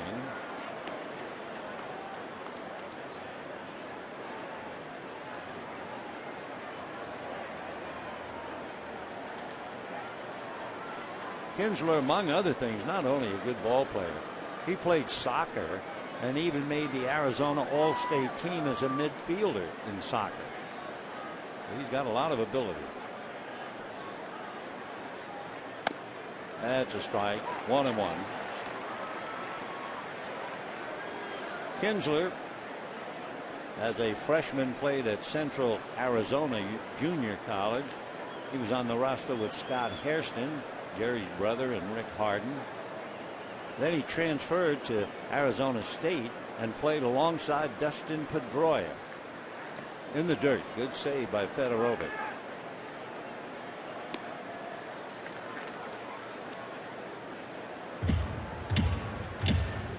Talking about Pedroia, he was drafted in the second round by the Red Sox, and when he came over to school, they suddenly moved Kinsler, and Pedroia's arrival sent him to the University of Missouri. He's also a lot bigger than he was, about 15 pounds more to weigh in at 200. Ian will be 32 in June. Good all-around player. Signed by the Rangers, came up in 06. Spent a career with the Rangers and now with Detroit. 2-2 to Ian Kinsler. Davis at second. They have to keep an eye on him. Off speed, checked the bat. Yep, he struck out. But Kinsler couldn't hold up on that off-speed pitch. He's fooled. 5 strikeouts for Beckett. Davis left at second. At the end of 3.5 innings, 5-3 Detroit.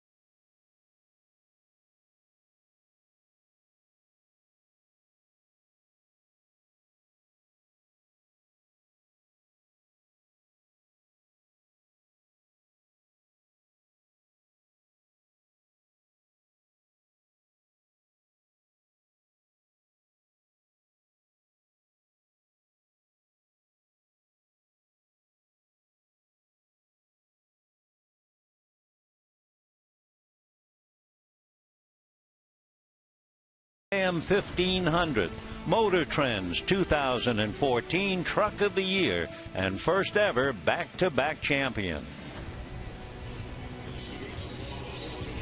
Bottom of the 4th inning, 5-3 Detroit. Dodgers trying to get back with Kemp, Uribe, and Fedorovich. And if they have a chance, we'll see about whether they would bat for Josh Beckett or not.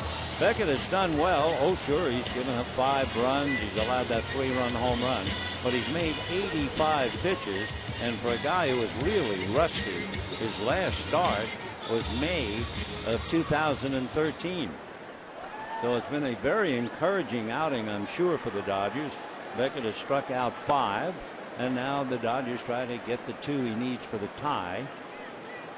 4 innings, 85 pitches. And they were worrying about whether he could go for 90 pitches, and he's just about there. Inside to Matt, they do load up the left side on Kemp. The split is in right center.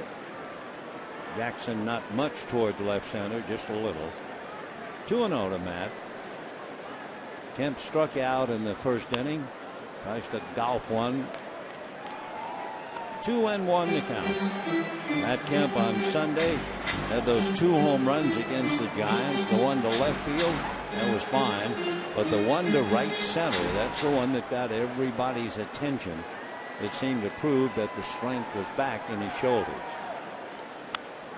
Fouled away on a good fastball at 91 down. 2-2.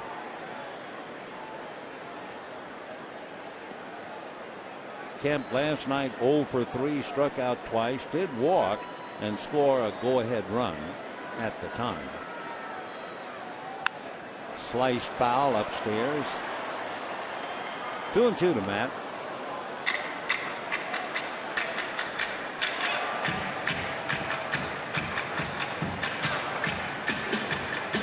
So Sanchez has made 80 pitches, coming off his first easy inning, the 3rd, when he made only 12. Kemp making him work now.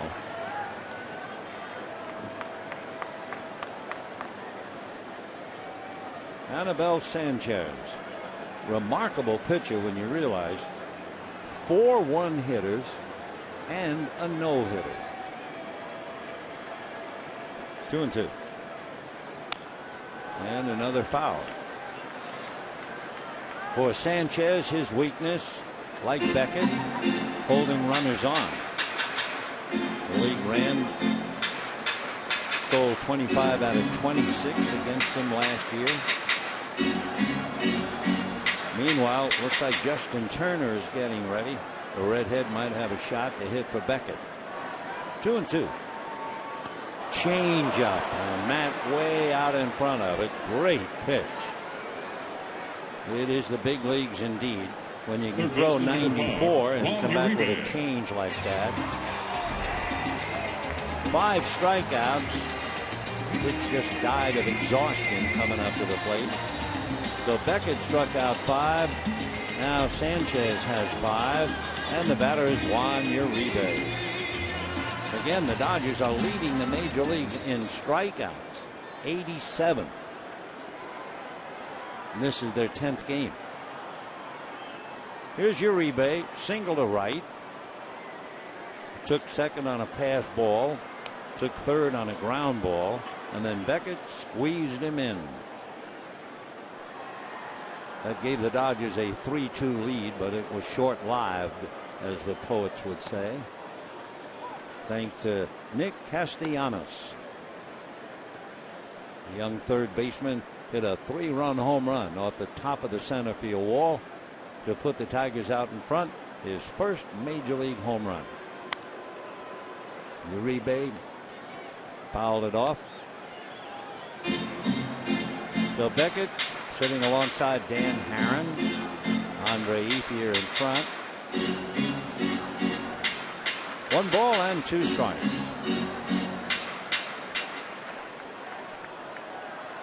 Brandon League is up again in the bullpen.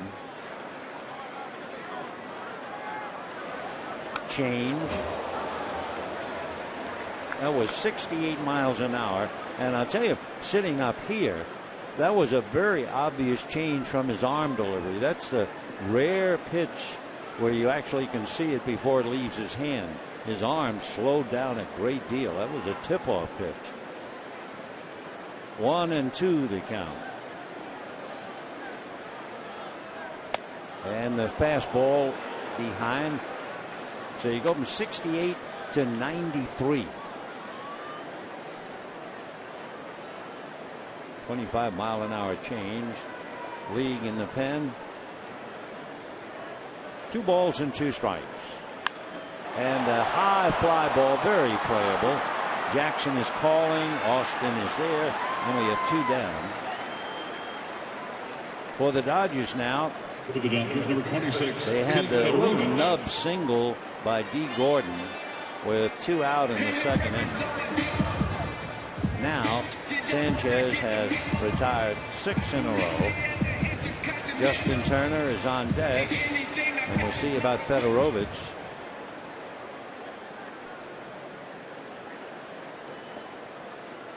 You can see Beckett putting on the helmet, although it's doubtful they would let him hit.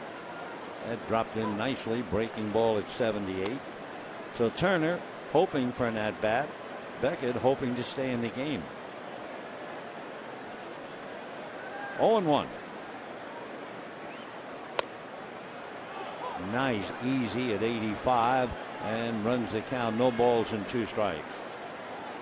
Fedorovich broke his bat, hit one up the middle. Alex Gonzalez made a fine play to throw him out. 1-2. Alex, a marvelous glove for all the years he's played. He's a wonder. 1-2. Fastball. He comes right back at 92. So although he's making a lot of pitches, 93 pitches, he's still throwing hard. One thing too, there's a lot of swings and misses against him, but even more foul balls, and there's the swing and the miss. is at 12 swings and misses and 22 foul balls. So he's not overpowering anybody, but at the end of 4, 5-3 Detroit.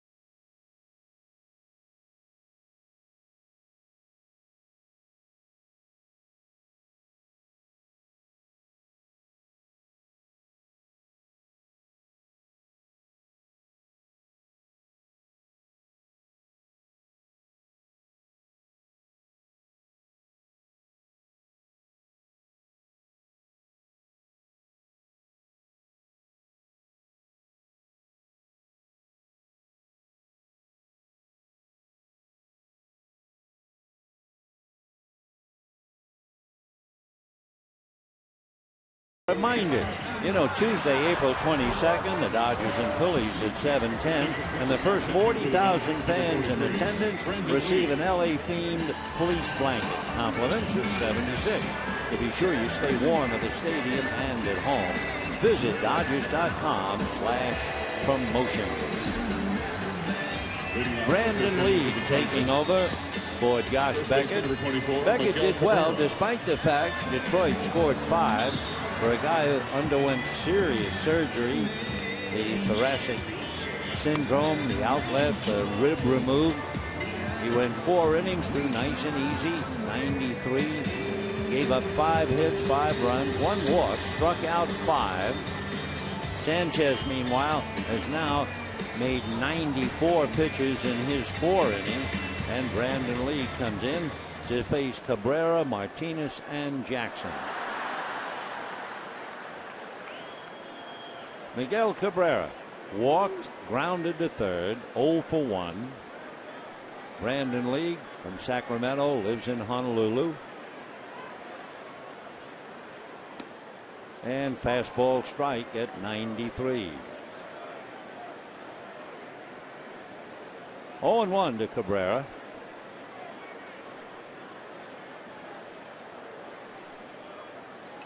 Brandon Lee, 6'2", about 210. They load up the left side. Ground ball that finds the hole anyway. Over to get it is Crawford. So Cabrera, despite the shift, finds an opening and singles to left. His first hit in the series. So that makes him 1 for 2. He was 0 for 4 last night. So 1 for 6 in the series. Hits it just to the left of Ramirez and to the right of Gordon. So base hit for Cabrera. Now Victor Martinez had a 9-pitch at bat, had a scoring fly ball in the first inning to bring home Kinsler, and last time up singled with 2 out. Jackson followed with a ground rule double, and Castellanos followed with a 3-run home run, the big difference in the game.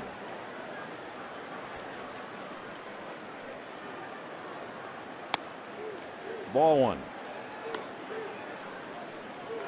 Brandon Lee has had a full career. Came up to the Blue Jays, had a big career with them, then went to the Mariners and came over to the Dodgers in 2012.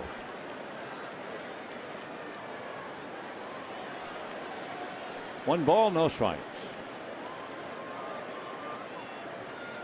Fastball hit to the hole, another hole base hit. So just like that, Cabrera singles to left, Martinez singles to right. Victor is now 2 for 2 with a scoring fly ball, and Brandon Lee is up to his hips in trouble as Austin Jackson followed by Nick Castellanos, and then Tyler Collins.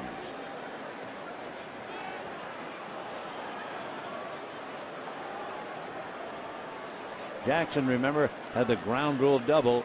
His long fly ball landed right on the chalk and then bounced up into the stands. And that was followed by the home run by young Castellanos, who is waiting on deck.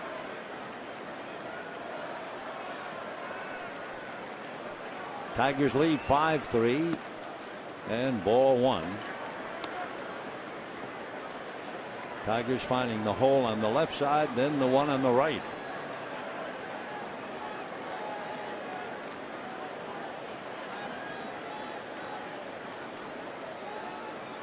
One ball, no strikes. Check swing, little roller to short. Ramirez plays to second. There's no play to first. So the force play erases Martinez. Cabrera now at third. Jackson at first, and here's Castellanos.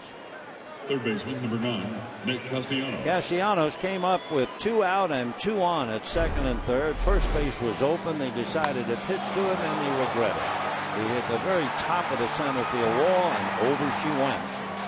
3-run home run. Turned the game around. Detroit leads 5-3.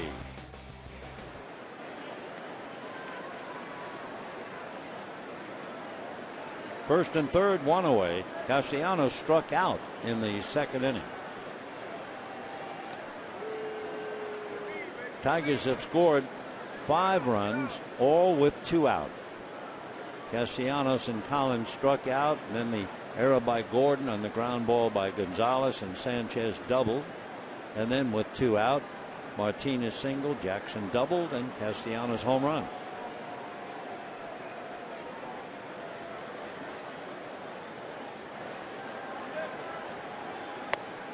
Tried to uppercut that. 0-1 to count.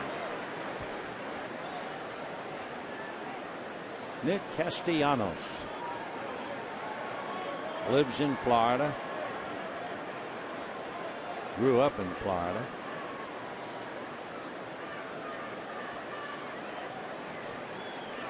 Oh and 1. 1 ball and 1 strike. Castellanos just turned 22. 6'4", 210, load of ability. Been a pro since 2010. Played 11 games for the Tigers last year and hit .278. But no home runs until tonight. 1 ball and 1 strike.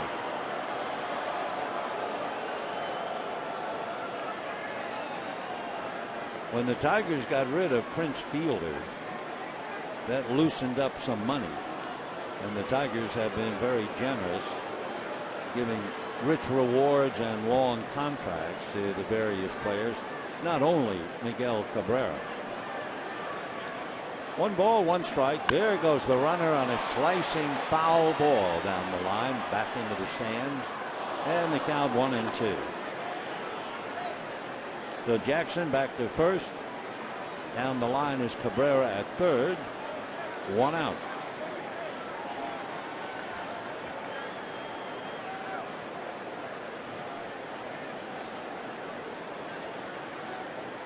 And looking at his bat, he decides there's a chip in it.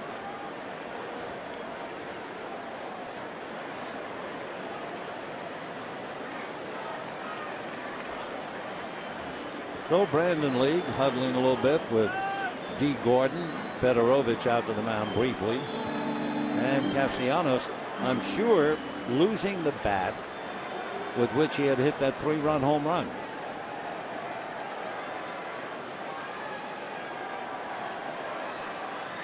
One ball and 2 strikes. Checked on a pitch low. 2-2.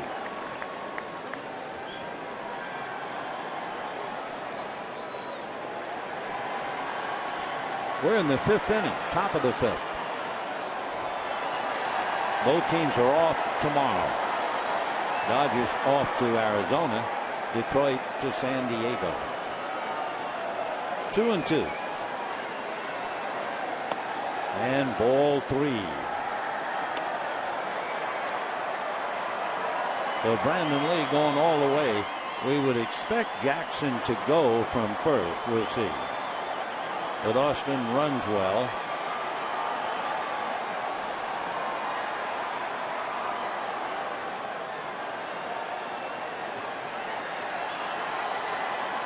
Jackson poised. He goes. And the pitch way inside, ball 4. So Brandon Lee is in a lot of trouble. Bases loaded, 1 out. And Tyler Collins coming up.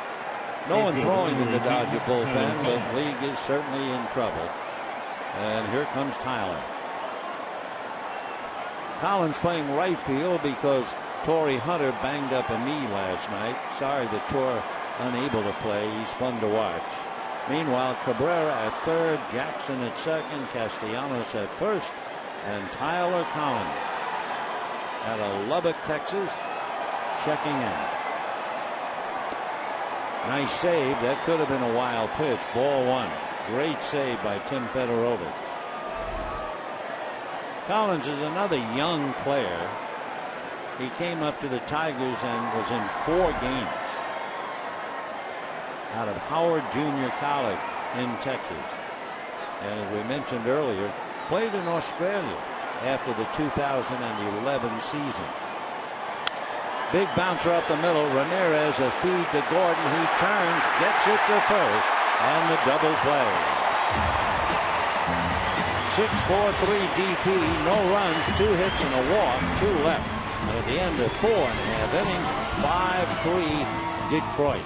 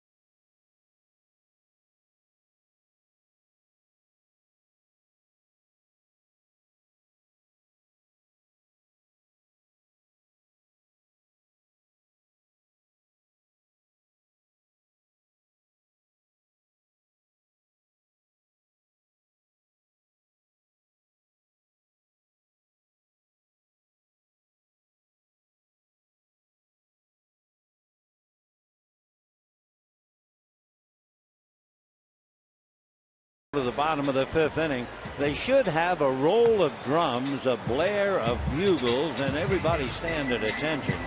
Brandon Lee is due up. Brandon Lee, in his long career, it goes back to the big leagues with the Blue Jays in 2004, has never had an at-bat. So they've already shown him where home plate is, and he'll now try to find it. That's remarkable, isn't it? But he's been in American League, and even when he was with the Dodgers, he didn't have an at-bat. So here it is. He had 1 official appearance at the plate and walked, and so we'll see whether this is his first official at-bat rather than plate appearance. Ball 1.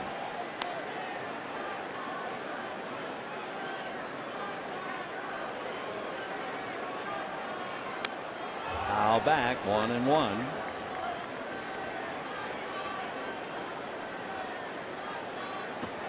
The walk, of course, did not give him an official at-bat. A plate appearance, yes. And I think Victor Martinez having a little fun with him. 1 ball, 1 strike. Drew Smiley, a left-hander, is warming up in the Detroit bullpen. The pitch count for Sanchez is now 97, and he's only in the 5th inning. And a hopper to the right side. Kinsler gets him, and so there it is. His first official Major League at-bat. 4-3. 1 out in the 5th inning, and the batter will be D. Gordon. Gordon is 2 for 2. Second baseman number 9, D. Gordon. Thrown out trying to steal on a perfectly timed pitch out in the 1st inning. Got to second base in the 2nd, but Crawford struck out, and now here he is hitting 400.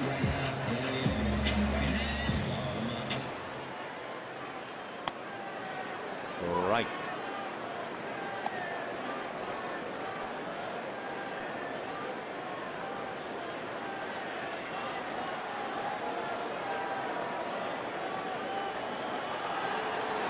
The bunt foul. His base hits, a hard ground ball single to center, and then a little chopper almost between 3rd and the mound. Castellanos did everything correctly, but Gordon was still able to beat the throw.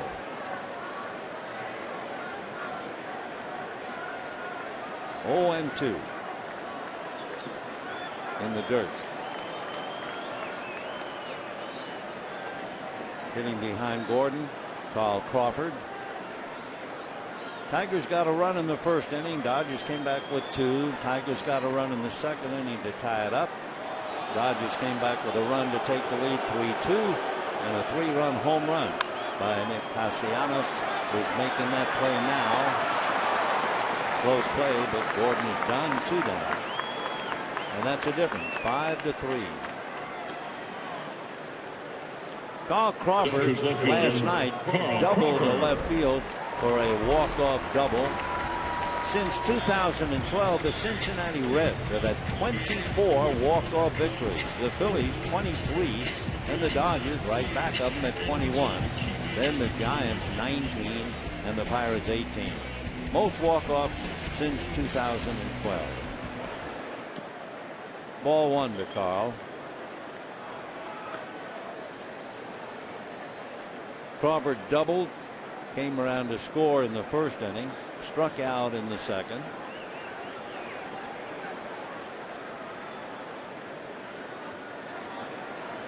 And probably hooks one down the right field line. That's good for an extra base. Over to get it is Tyler Collins, and Crawford stopping at 2nd with a long double into the right field corner. So he goes 2 for 3 with 2 doubles. So Crawford double the left, double the right, and Hanley Ramirez coming up. Hanley walked, came around to score, and then leading off the 3rd inning, struck out. Hanley with 4 RBIs and a chance to pick up number 5. Adrian Gonzalez hitting back up. So a 2-out double. The Tigers have scored all 5 of their runs with 2 out as Drew Smiley continues to warm up. And we'll see now if the Dodgers can come up with a run or so with 2 out.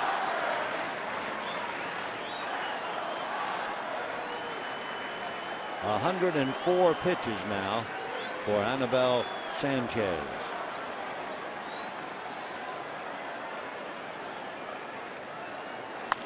Ground foul ball down the line. 0-1 the count. Hanley and Victor Martinez making each other laugh. No balls, 1 strike.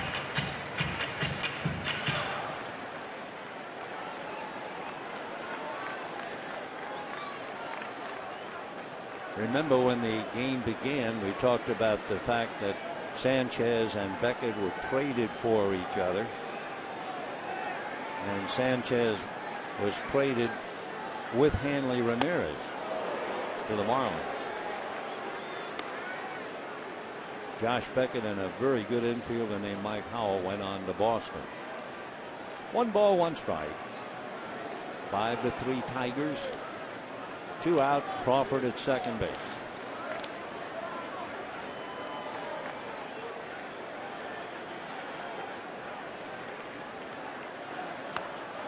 One and two.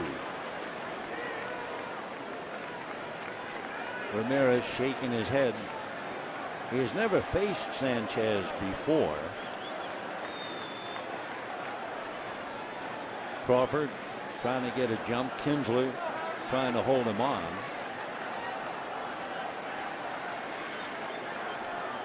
One ball, 2 strikes.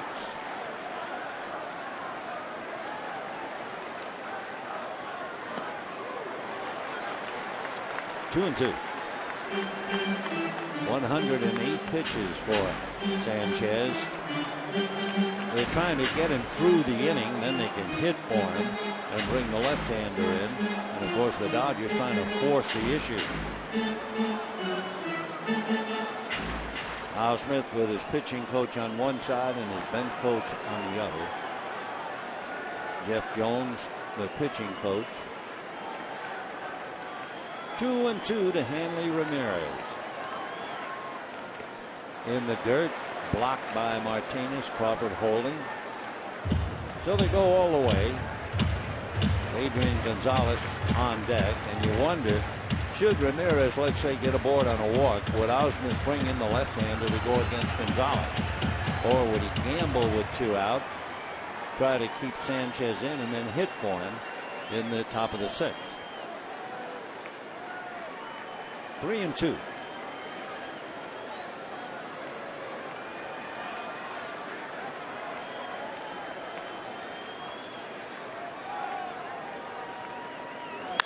And ground ball to short. Gonzalez up with it, and that'll be that.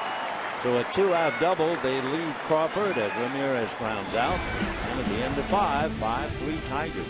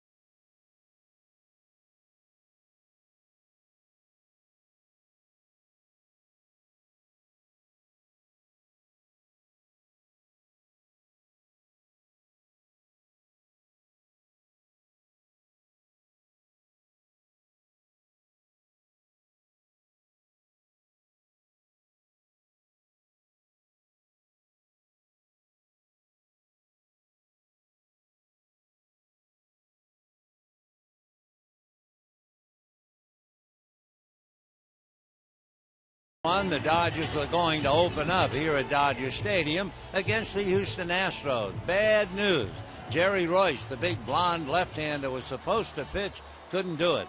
So the Dodgers gave the ball to an unknown, a 20-year-old kid named Fernando Valenzuela. He not only won the game, he shut out Houston 2-0, and that was the first of his 8 consecutive victories. And voila, we had Fernando Mania. That was the beginning, and those of us who lived through it will never forget it. And with that, let's go back to this one.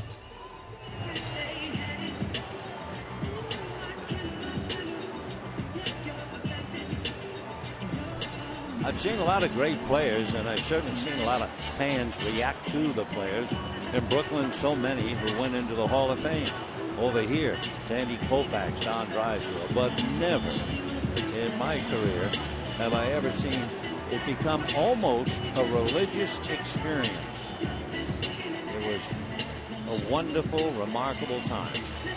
Now let's see all of the Dodgers are, no, we don't have a first baseman.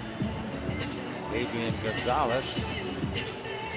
Yeah, he's over there. So let's see what this is all about. Meanwhile, Brandon Lee talking to Tim Federovic.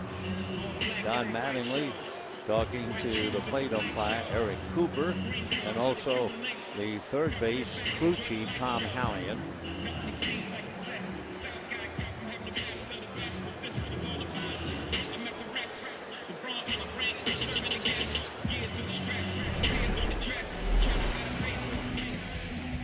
This is that moment, 1981, when this kid named Fernando from the back of beyond in Mexico, it was really something. Oh yeah, they tried to make Nomo Mania and things like that, but closest to a religious experience I would ever feel, watching parents bring their little children to the ballpark. And you knew they were pointing out to Fernando, saying, see that man? He came from nothing, from nowhere. Little blooper to Gordon, one away. So Alex Gonzalez goes out. Sanchez is due up, and we certainly don't expect to see him. He has turned in a game tonight. Brian Holiday will be coming up for Anibal Sanchez, who has gone the required 5. Attention, please, for the Tigers. Pitch hitting so he could pick up a victory, even though it was a struggle. So Sanchez comes out, and Holiday checks in.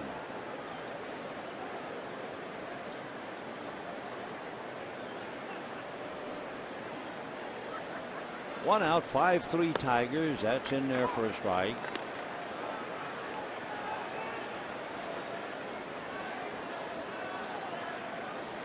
Brian Holiday entered last year as pretty much of a defensive-only catcher, and he will be pretty well known as a fine defensive catcher, not much of a hitter. Well, briefly in 16 games last year, he hit .296. He's from Dallas, Texas, with the Tigers in 2012. Check swing. That's going to cost him. It's a bum check. Down he goes. So Brian Holiday goes down. Brandon Lee nails him. 2 out, and Davis coming up. Left fielder, number 20, Rajai Davis. Rajai Davis flied to left, grounded to first, hit by a pitch, stole a base.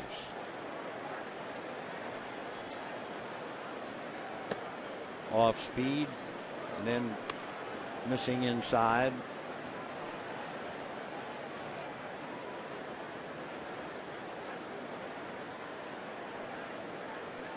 Dodgers in the 6th inning have Gonzalez, Ethier, and Kemp.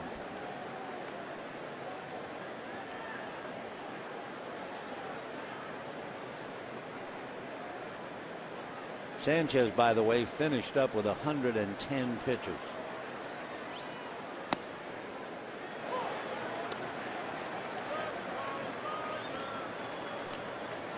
So Brandon Lee picking up for Josh Beckett. 2 balls, 1 strike. Fastball, roller up the middle, Hanley on it, and throws it away. They're going to take the bag and tag, but he did not turn. The base runner did not turn going down the line. Hanley, and we've talked about it before, just about every ground ball, it looks like he is spinning the ball around to get a grip on the seam. And that time, whether he didn't have time to grip the seam, you see him take a while and then throw it away. So a 2-out era, and you have a good base runner in Davis at first and a good hitter, Ian Kinsler, at the plate.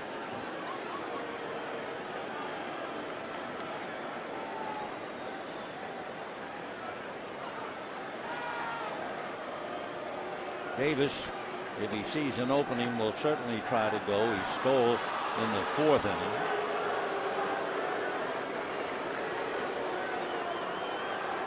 (5-3) Detroit.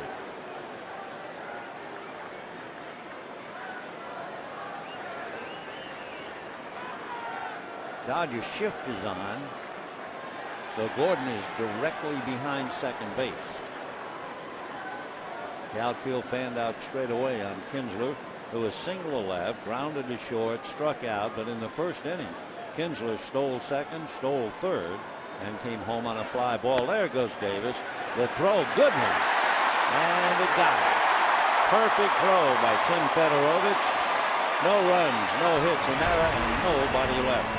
And at the end of 5.5, it remained 5-3 Detroit.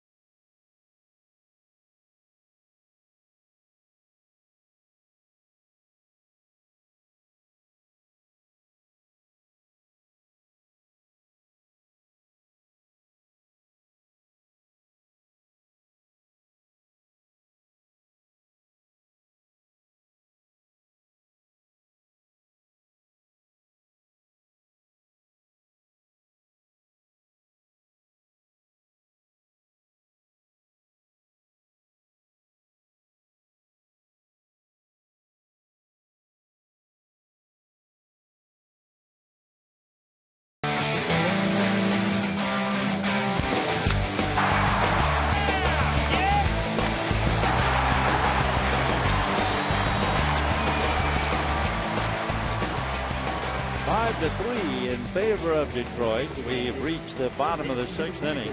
Left-handed Drew Smyly, who spells that last name S-M-Y-L-Y. Tiger number 2 draft pick out of the University of Arkansas.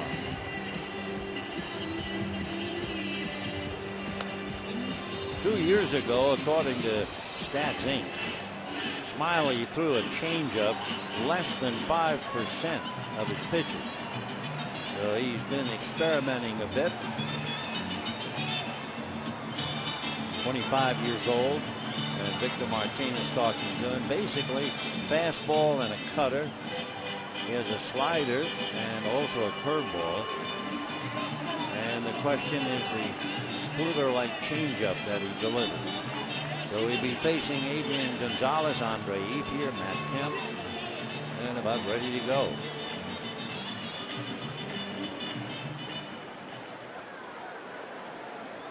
Smyly figures one day to be a starting pitcher. That was his job in the minor leagues. But right now he's in relief. Gonzalez has struck out, fly to right, and ball 1.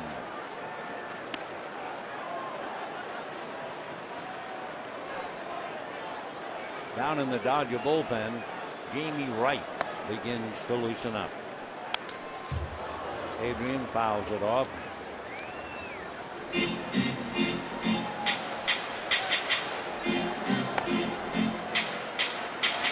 Gonzalez struggling to get to the 200 mark.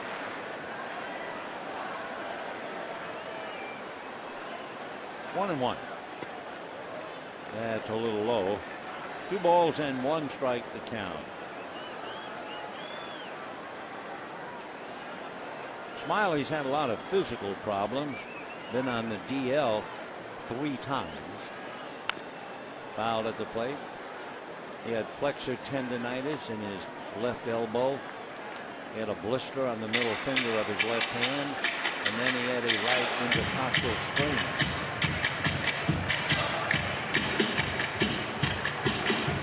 He'll be 25 the middle of June. Drew Smyly.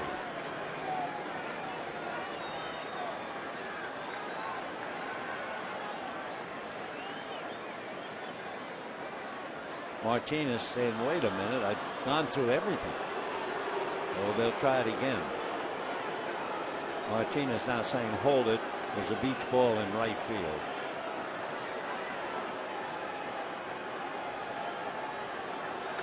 Well, Martinez not only using his fingers, he was tapping his body, knees and mask.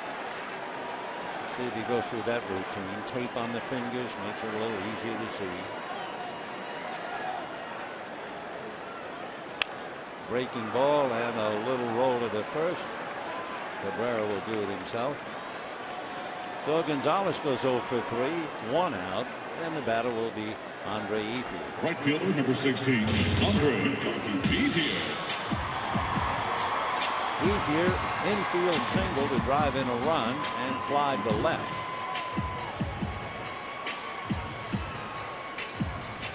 Andre with 8 RBIs, so he becomes a big man. Gordon and Kemp and Puig, they had 4. And Puig sitting quietly. They're thinking he might be ready to play soon. They had a special splint, I guess you'd call it, on the injured thumb. Over hustle, head first into first base, following Nick Punto. Remember how many times Nick Punto would do that? Nick got away with it. And Punto in Oakland now, while Yasiel hurt his thumb. And of course, Josh Hamilton did the same thing, diving head first, and he's going to be out for 6-8 weeks at least, and maybe surgery. Slicing foul out of play. Here's that play if you weren't here or didn't watch it on TV. It's hustle. You want to get there so badly. It's going to be close, you know, until head first, and his left hand hooked on the bag. And he lunged, and he really wrenched that thumb. Oh, great pitch in on the hands, off speed, and Ethier fooled and strikes out. 2 down in the 6th inning. Center fielder number 27, Matt Kemp. Kemp has struck out twice. Dodgers have struck out 6 times plus 1 now. So 7 strikeouts, that gives them 89 strikeouts, and they've only played number 10. This is the 10th game. They lead the major leagues in that area of futility. Ball 1.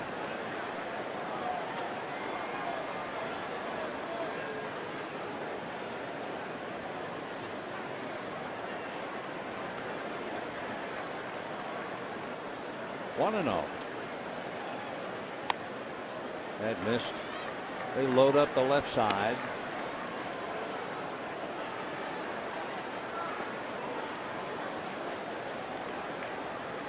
Two 2-0 to Matt. It's 5-3 Detroit. We're in the bottom of the 6th inning with 2 out. That's a strike.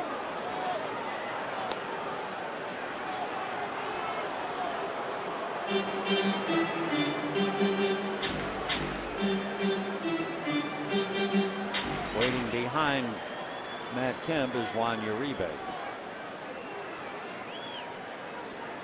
2 balls, 1 strike. Off the plate, on the corner. Whoa, Matt's a little. That's 2 pitches in a row. He's taking a walk away from the plate. Body language seems to think that one missed. Out there, but Cooper called it a strike, and that's all that counts. 2 balls and 2 strikes.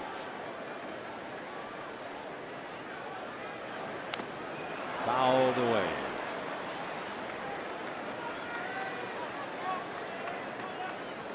We told you earlier about Eric Cooper, the plate umpire. I guess you could call him a pitcher's umpire only because he was behind the plate when Hideo Nomo pitched a no-hitter for Boston, when Mark Buehle blanked Texas with a no-hitter, when Burley also pitched a perfect game against Tampa Bay. Coop was behind the plate for all of them. 2-2. And fouled away.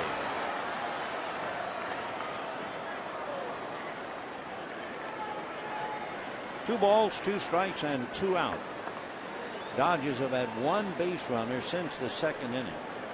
That was a 2-out double by Crawford.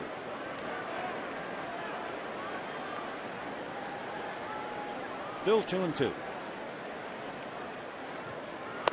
Fastball got him. Whoa, at 93. The Mets strikes out 3 times tonight. And at the end of 6, 5-3 Detroit.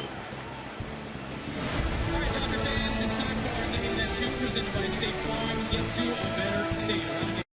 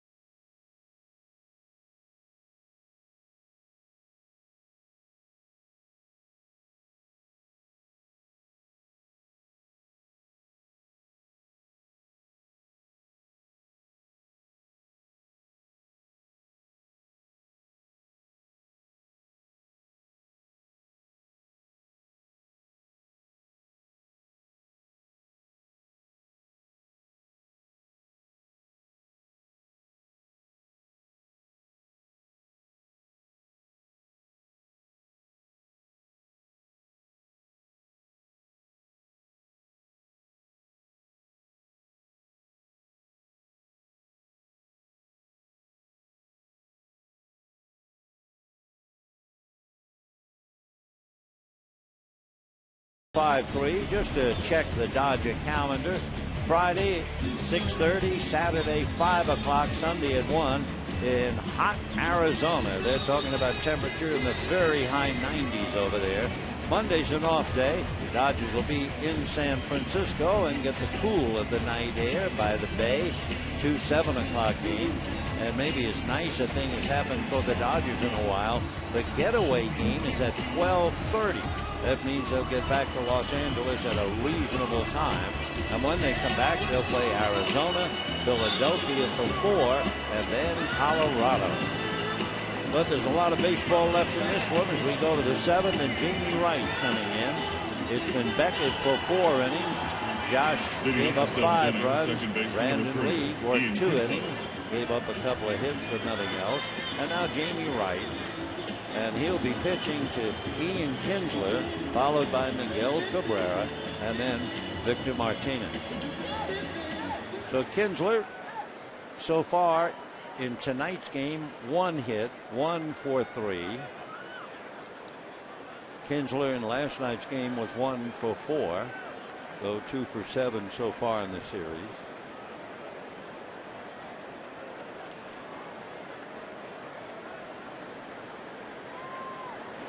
And a line drive. Kemp coming up, and he's going to have to play it on a hop.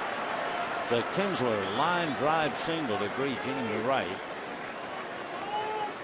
And the batter will be Miguel Cabrera. Miguel has had a remarkable young career, and it makes you think of the Triple Crown winners, the great Frank Robinson, and the wonderful Carl Yastrzemski, and the amazing Miguel Cabrera. Look at those numbers. 2012. The sky's the limit for him.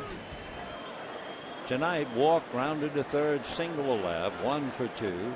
Can't put the shift on. Gordon has to be near the bag at second with Kinsler, who stole 2 bases in the first inning.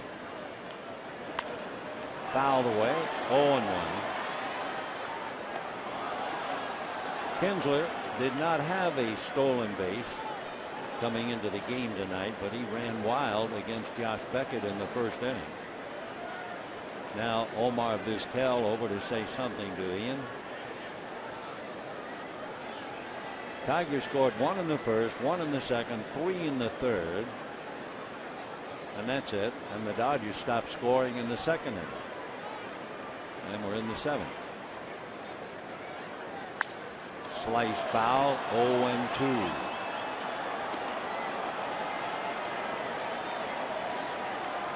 Miguel Cabrera from Maracay in Venezuela. When he was 20 years old, making his major league debut against Tampa Bay, he hit an 11th inning walk-off home run. That happened to be his first major league hit. Only the third player since 1900 to hit a walk-off home run in his major league debut game. And down he goes. So Cabrera strikes out. He's 1 for 3. One away, and Victor Martinez coming up. Might as well replay Cabrera striking out. He doesn't do that very often. Batting next, number 41, Victor Martinez. So Miguel back in the dugout. It's been a tough series for him. I mean, he's certainly accustomed to doing a lot more than he's done. 0 for 4 last night. 1 for 3, so 1 for 7 with a walk.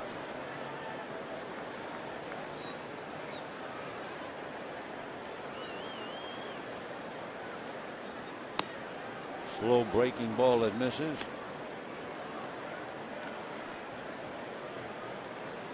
Martinez had a 9-pitch at bat back in the first inning and finally hit a fly ball deep enough to score Kinsler. Then he singled with 2 out. That was followed by the double by Jackson and the 3-run home run by Castellanos, and that's a difference in the game. And a high strike. 1-1. Martinez last time up single to right. 2 for 2. Scored a run and knocked one in. Kinsler meanwhile at first. You have to keep an eye on him for sure. After Martinez, Austin Jackson.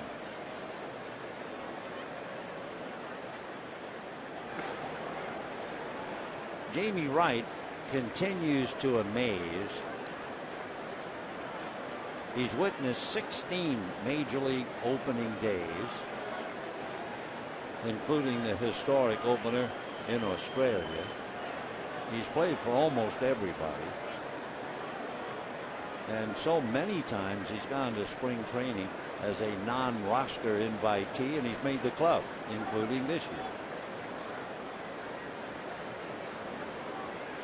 year. In the dirt, squirts away. On his way to second is Kinsler. The throw gets away from Ramirez. Kemp recovers, but there's no play. So Kinsler, when it's all said and done, winds up at third. His third stolen base of the game. And then the error charged to Fedorovich on the bounce throw at the bag.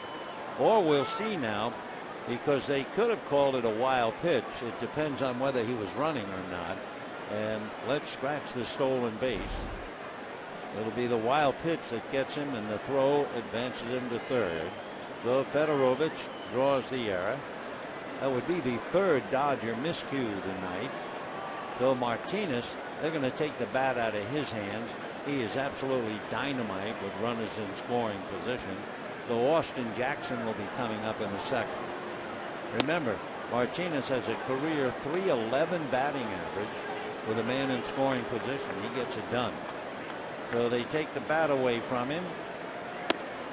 And Jackson will be coming up. Austin Jackson has struck out, doubled, ground rule double, and hit in Center fielder number 14, Austin Jackson. Osmus trying to flash a sign to Dave Clark, his third base coach.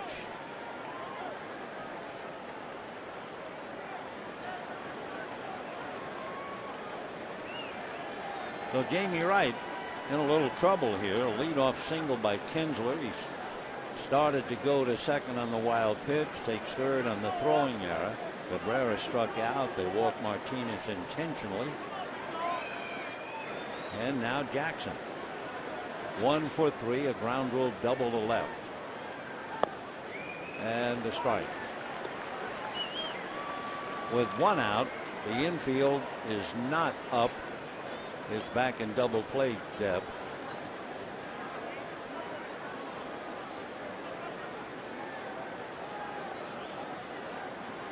No balls, 1 strike.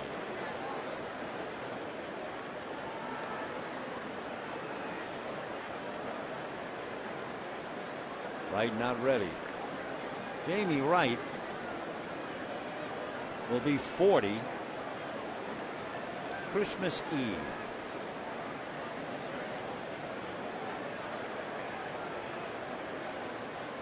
Fastball hit down the line, slicing foul, out of play, and the count 0-2. Jamie not only is a major league pitcher, he'll be the first to tell you he's a fan. I mean, he's loved this game since he was 5 years old. He was feeding on box scores all his life. Originally a first-round pick back in 1993.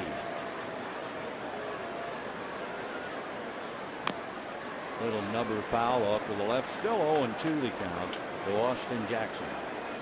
Jamie's pitched for Colorado, Milwaukee, Kansas City, back to the Rockies, San Francisco, Texas Rangers, Kansas City Royals, Cleveland Indians, Seattle Mariners, Dodgers, Rays, and Dodgers again.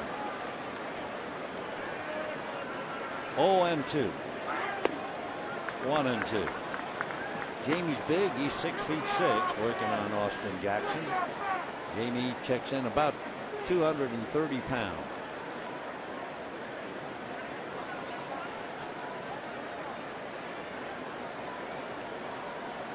One ball and 2 strikes.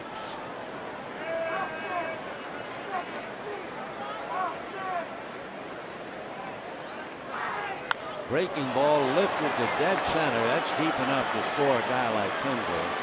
So Matt Kemp is thinking about second base, and that's where the throw goes. No chance. So Jackson, scoring fly ball, picks up Kinsler. The wild pitch and the throwing error is promptly cashed in.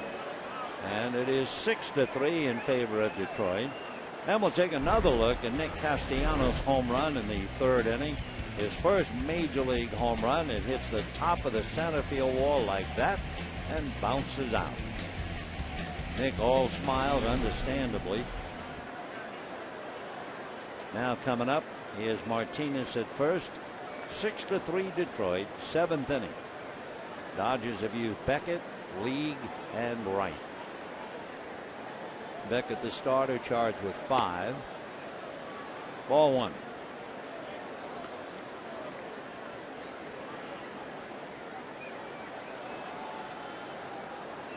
Nick Castellanos, number 1 pick by the Tigers in 2010. Played in 11 games last year. And now here he is. Slap foul, lower deck off to the right. 1 ball and 1 strike.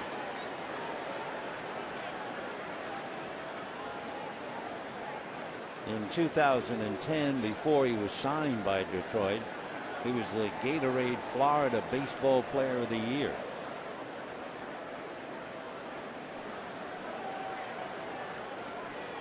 One and 1. 1-2. Little cut action on that. 1 ball and 2 strikes the count.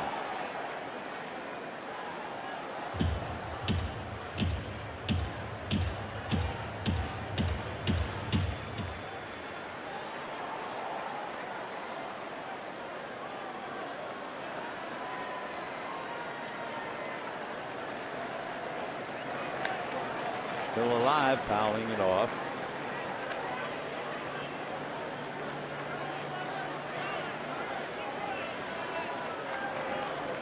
Detroit likes everything about this young man.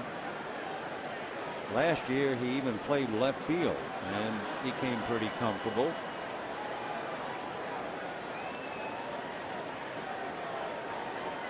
One and 2. He's still up there hacking away. Although he played the outfield briefly last year, about 11 games, he's moved back to 3rd base. The offseason trade of Prince Fielder, of course, that allowed Miguel Cabrera to go to first. So it gives Castellanos a chance to break in at third. Doesn't run very well, but he does everything else very well.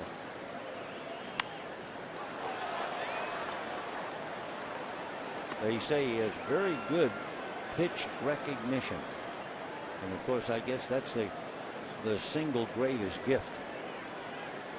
The sooner you can recognize the pitch, the better chance you have to hit it. And that was one of the great blessings of Tony Gwynn. I mean, he could tell and recognize the pitch just about when it was leaving the pitcher's hand. Remarkable. And chased a bad one. Fedorovich will record the out, and that'll be that. However, the fly ball by Jackson picks up a run, and it's 6-3 Detroit.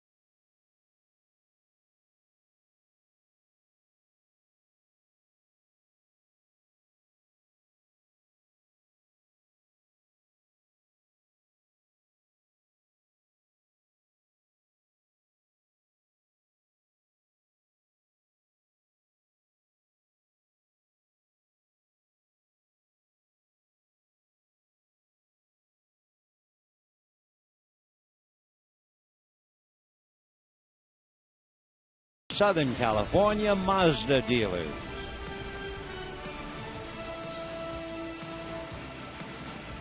We have reached the bottom of the seventh inning. Detroit picked up a gift run on one hit, and we move to the seventh. It'll be Uribe, Fedorovich, and then Jamie Wright's spot. Drew Smiley out there on the mound. The left-hander retired the Dodgers in order, striking out Ethier and Kemp in the sixth inning, and he promptly gets a strike on Uribe. Down in the Dodger bullpen, Paco Rodriguez begins to loosen up to follow Beckett, League, and Wright. 0-2.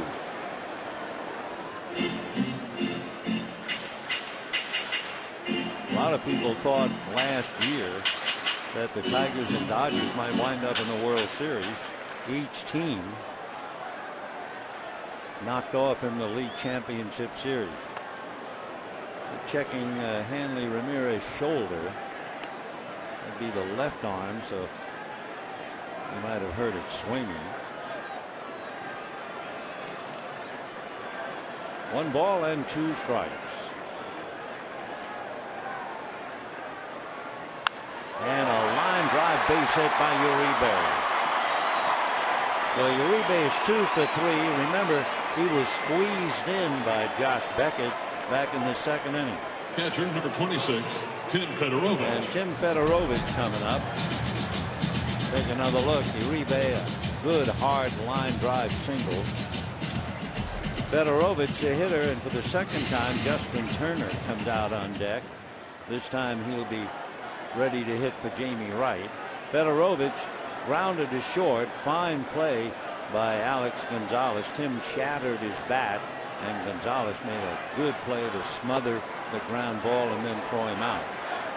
Last time up, he struck out. 6 runs, 8 hits for Detroit, 3 runs, 7 hits for the Dodgers. Jamie made 21 pitches in the top of the inning.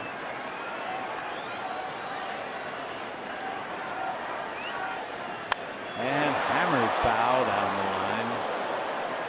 0-2.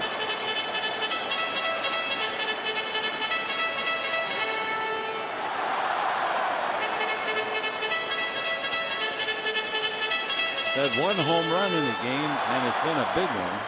That was by Nick Castellanos with 2 men aboard in the 3rd inning, and that's really the big difference. 6-3 Detroit. 1-2. That might have been that chain splitter that Smiley has. A little funny action on it. Uribe visiting. Everybody visits with Miguel Cabrera. 1-2. Just missed. 2 balls and 2 strikes.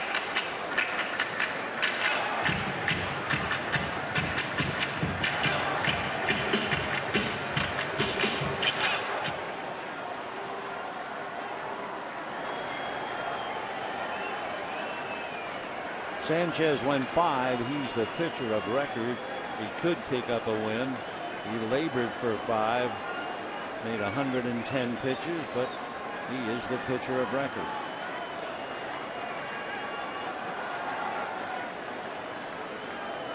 Two and two. Fastball got him looking. So he was giving him all of those splitters and other pitches, and then whammo. So down goes Fedorovich. Had him set up for this. Attention please for the Dodgers pitch hitting number 10, Justin Turner. miles an hour. For Smiley, who is making a lot of hitters frown, that would be his 3rd strikeout. 2 years ago, as a rookie starter, he struck out 10 without issuing a walk. He became the first Tiger rookie since 1918 to have such a start. 10 strikeouts, no walks. And now Justin Turner, who's been waiting patiently, gets a chance hitting for Jamie Wright. 1 out, 1 on for Wright.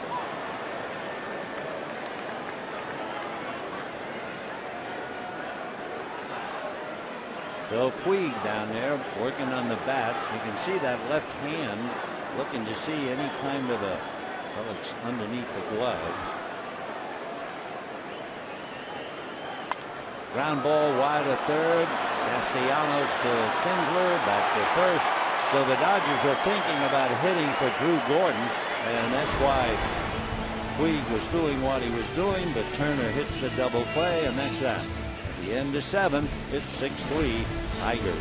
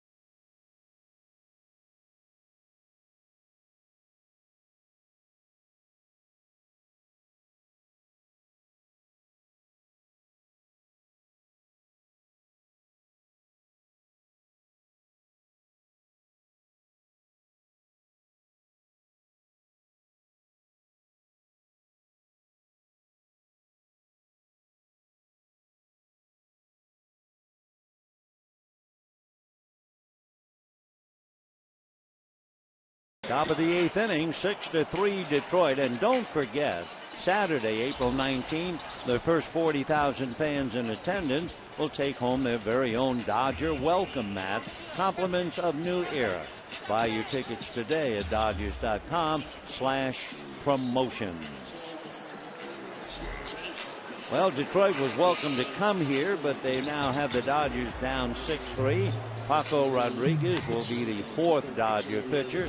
He's done well in 5 previous games. So Josh Beckett went 4, gave up the 5 runs. Brandon League worked 2. Then Jamie Wright worked 1. And now here's Paco in the 8th inning. He'll be facing Tyler Collins, Alex Gonzalez, and the pitcher, Drew Smiley.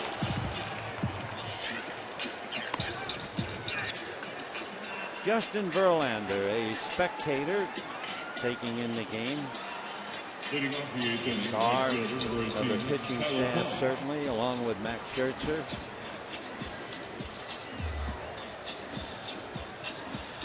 Jeff Jones, the pitching coach, gets into the conversation.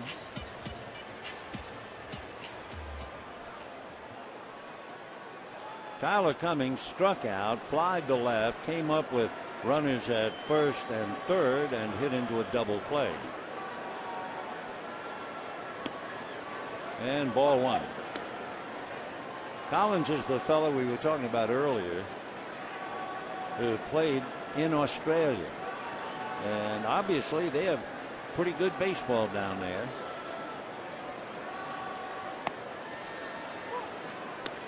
Certainly rugby and cricket, just about everything. But he played for the Sydney Blue Sox. A lot of older veteran pitchers. A good exposure for him. That's a strike. Collins went to Baylor for a little while, then transferred to junior college. Then went to Australia, so you know he's driven to succeed. He signed in 2011, so he's really just starting. Late breaking and low. 2-2 to count. Collins 5'11", 215 against Paco Rodriguez.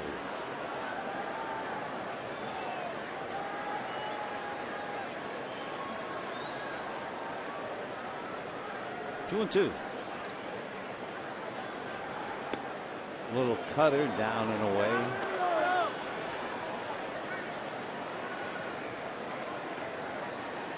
With all of his activity, Tyler's only 24.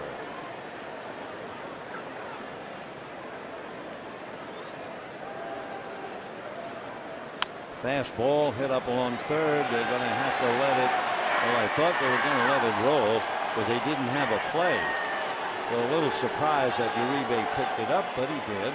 And it's an infield single. Shortstop number 28, Alex Gonzalez. Take another look. Big swing, produces a little, and Uribe has no chance. Probably the ball would have stayed fair anyway. So Collins the base hit. The old story, it'll look like a line drive in the box score, and he'll take it, especially after grounding into a double play. So Rodriguez surrenders. That will be the first major league hit for Tyler Collins. He only had 7 at-bats last year, and he was 0 for 7. He had a walk, he scored a run, and now he has his first hit. So it's a big night for a couple of kids with Detroit. Castellanos hits his first major league home run with 2 men aboard. And now the dribble single by Collins.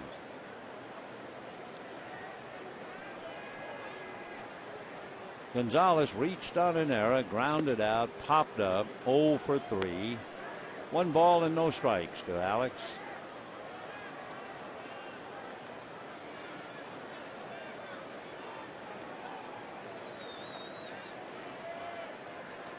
Gonzalez spent most of last year with the Brewers.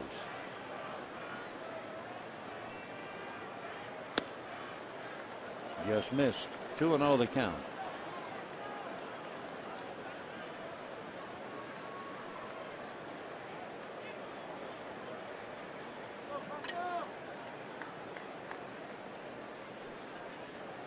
Gonzalez rarely smiles, and he played with the Marlins with teammate Kevin Millar. Bad ball, and he went after it. 2-1. And because he rarely smiles, it was Millar who nicknamed him Seabass. He's just a very quiet guy, even with his family, very reserved.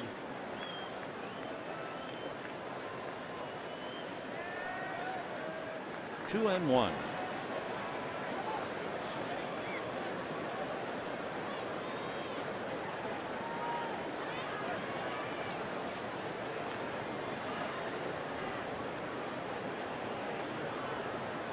Collins at first, nobody out here in the 8th inning.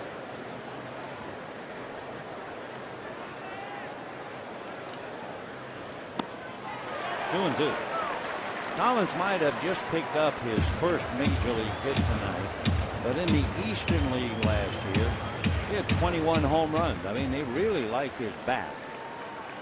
He's playing right field, and of course, that's Torrey Hunter's spot.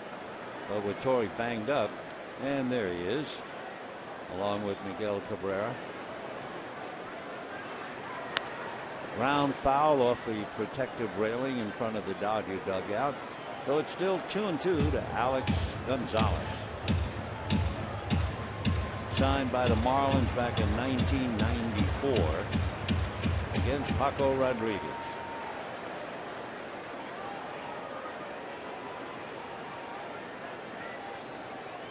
Gonzalez has some power.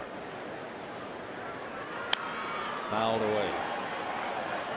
In his younger days, he hit one year, he hit .232, but he led National League shortstops with 23 home runs and 79 runs batted in.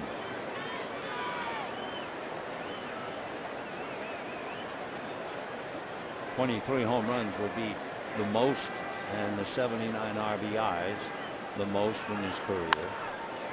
Ground ball to third. Uribe down to second. In the dirt. Good pick by Adrian Gonzalez. And he gets a double play. So Alex Gonzalez, good turn by D. Gordon. And with 2 out, Smiley is due up. And he'll be coming up. Take another look. Ground ball to Uribe. Pitcher number 33, Drew Smiley. That's the difference between second and short. If you're the shortstop turning a double play, you're looking at the runner. If you are the second baseman, you have your back to the runner. And there can be some hellacious moments out there at the bag. So that was a good play by D. Gordon. 5-4-3 double play. Dodgers have turned 2 double plays, but they've been shut down with only 3 runs. Smiley, the very talented left-hander, coming up for an at-bat.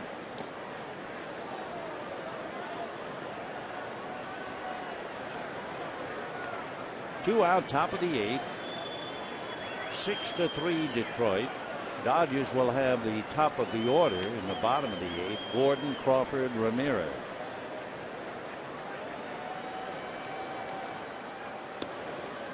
At the knees on the corner, 2-1. Tim Fedorovich saying something to Smiley to make him smile. 2 balls, 1 strike.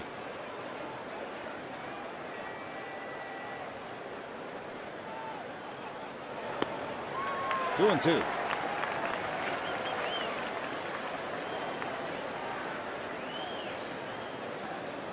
Down in the bullpen, right-handed getting ready, Al Albuquerque. There he is. And strike 3 call. So Smiley goes down. Tigers go down. A 1-2-3 inning for Paco. And we're heading to the bottom of the 8th. 6-3 Tigers.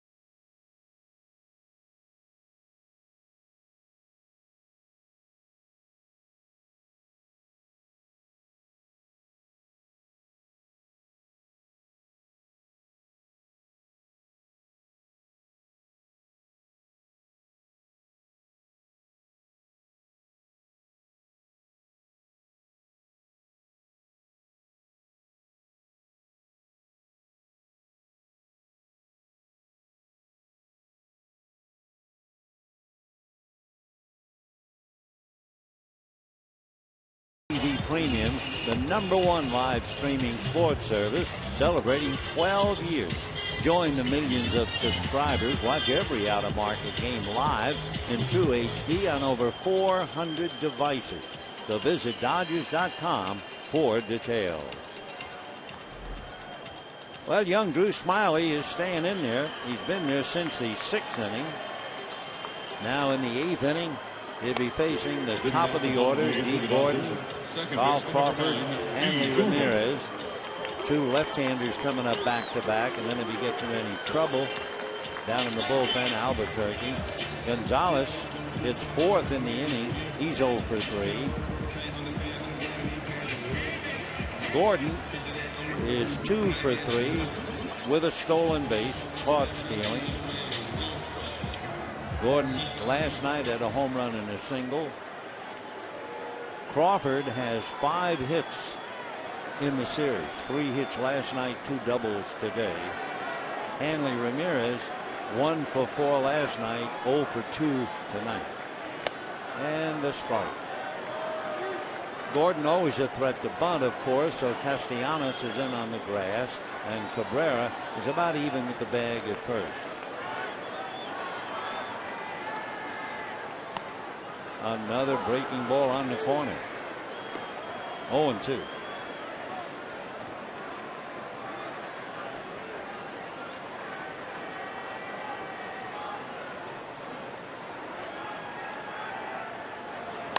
Breaking ball fouled away.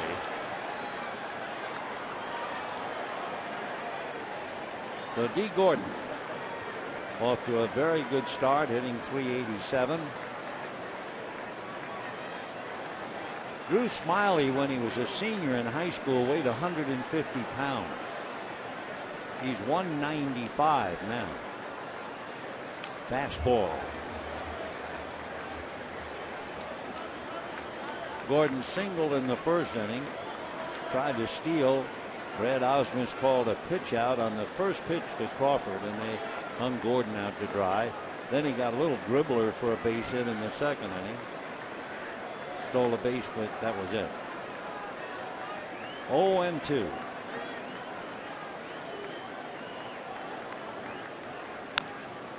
Dodgers scored 2 runs in the 1st inning. Scored another run in the 2nd inning and have not been heard from since. In fact, since the 2nd inning, the Dodgers have 2 hits.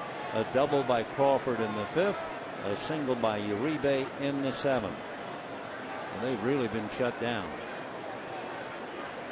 0-2. On the hands, pulled foul.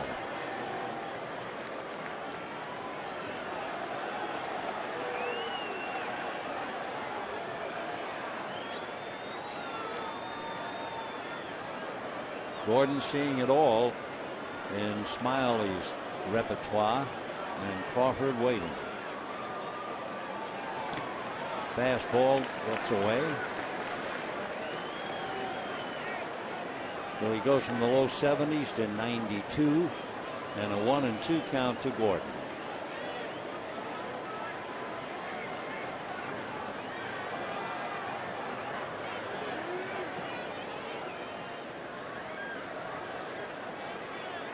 One ball, 2 strikes. Foul tipped. Martinez unable to hold on to it, and then got it. You know, he doesn't wear the old-fashioned chest protector, which would hang down to protect the groin area. So that's going to go down and come right up and hit him. Remember the old protector? I mean, it really protected.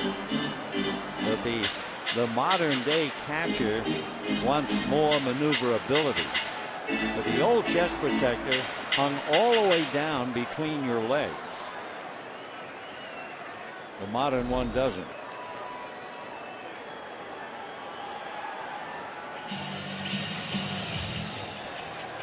He got that more high up on the thigh. But no matter where he got it. But that's a vest protector, isn't it?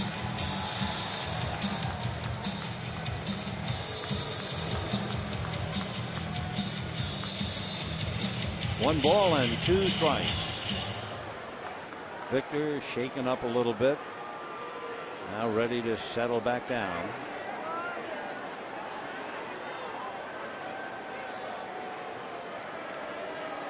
There's a lot going on with the catcher with Smiley. Fastball fouled off.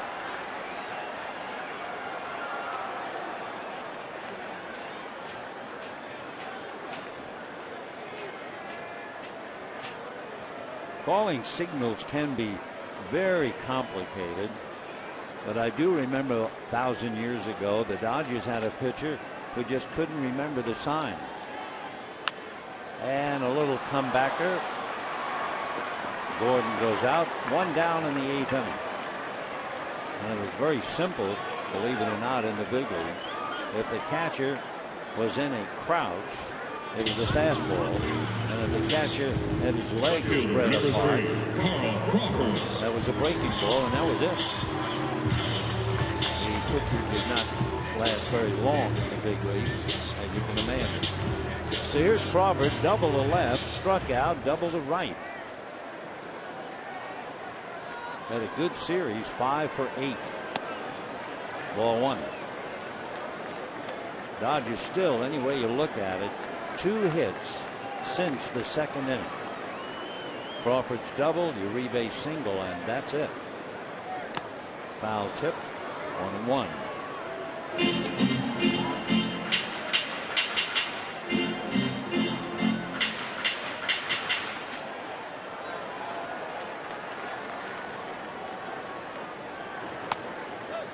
That's a strike.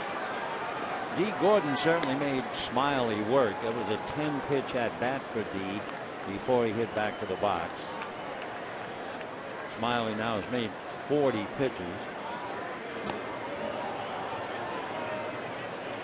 Made 16 pitches in the 6th inning, only 11 in the 7th. And now he's made 14 so far with 1 out. Matt Kemp's had a tough night, struck out all 3 times. Crawford just did get a little bit of that worm killer.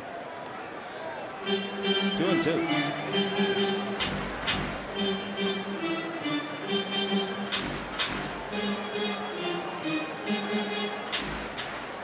Dodgers will be in Detroit July 8th and July 9th. Fastball, little roller to Kinsler, plenty of time. So the Dodgers not only getting base hits, they're making very easy outs, which is a tribute to the ability of Smiley. And the last couple of innings, the starter, Anibal Sanchez, struggled in the first 2 innings. Then he settled down. Retired 7 in a row, gave up a base hit, and then just settled in. Sanchez worked just enough to get a win. So with 2 out, here's Ramirez. Walked, scored a run, struck out, grounded out. Foul ball. Fastball alley. 92 miles an hour.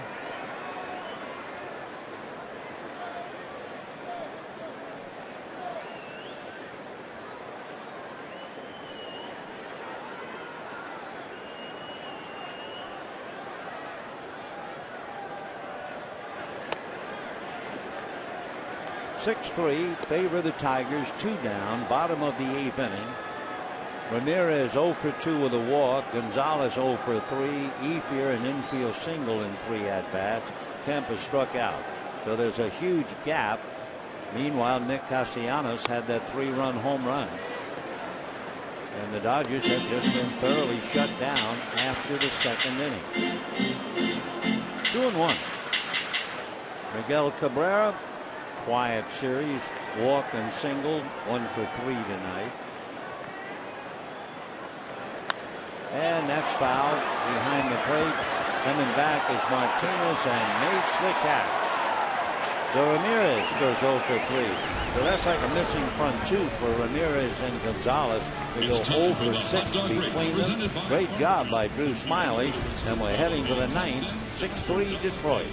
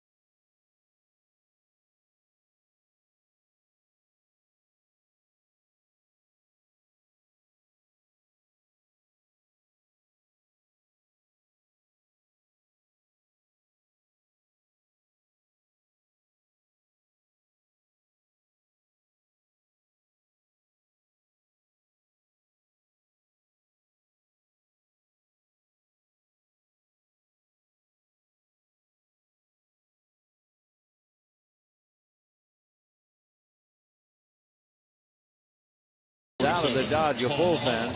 There is a shot, especially if he pitches easily and quickly here tonight. There's a chance for Paul Maholm to start on Sunday. We know it's going to be Ryu Friday night, and then Zach Greinke. Sunday's game is open, and Maholm could very well get the start.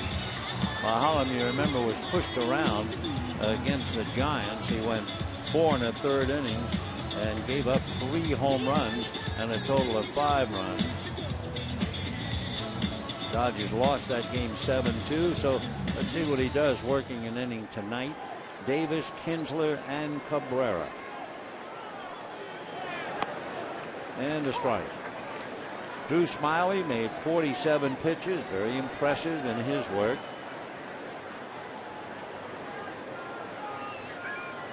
Smyly worked 3 innings.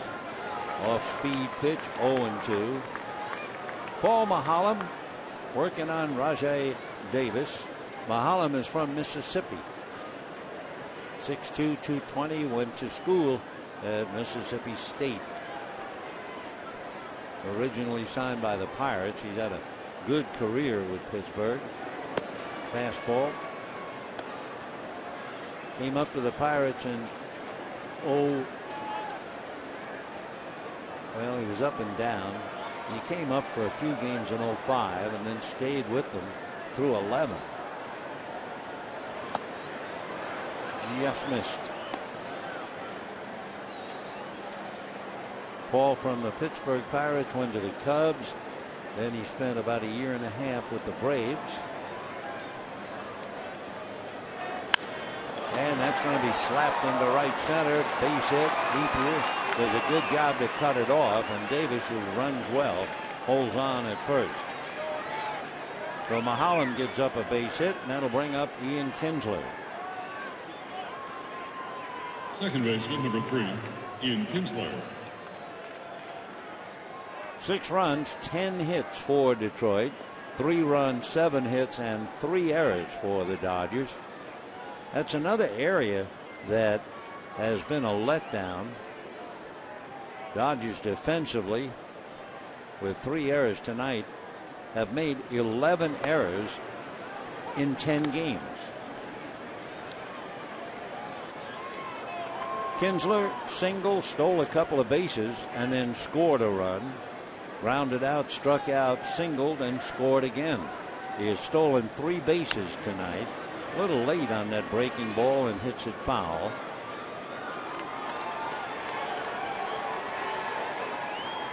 Ian 2 for 4 tonight. 1 for 4 last night.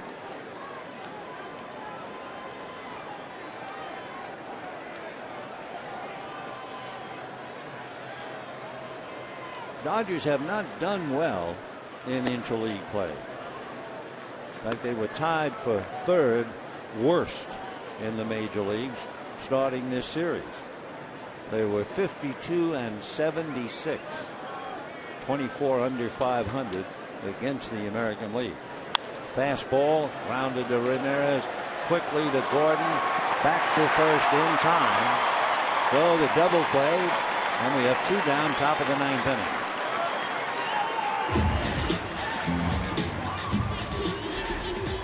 So for the Dodgers, they have turned 3 double plays tonight. First baseman, Miguel Cabrera. This time, smart play by D. Gordon. He kept the bag between himself and the runner. That's a luxury for a second baseman if you get the ball enough time to do that.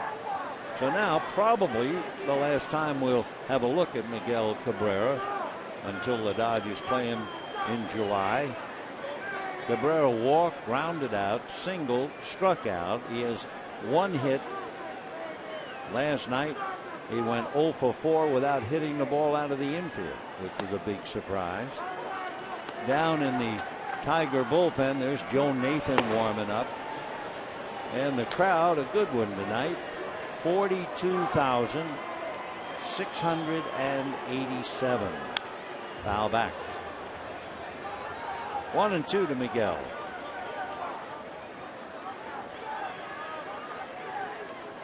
(4-2) 687, including the young ones.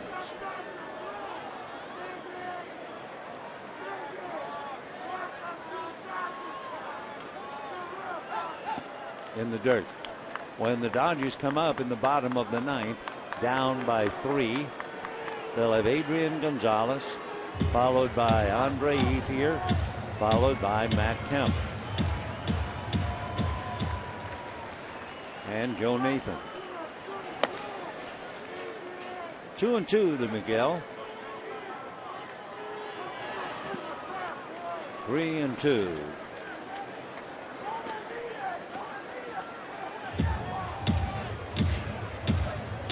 Waiting on deck, hitting behind Cabrera, Victor Martinez.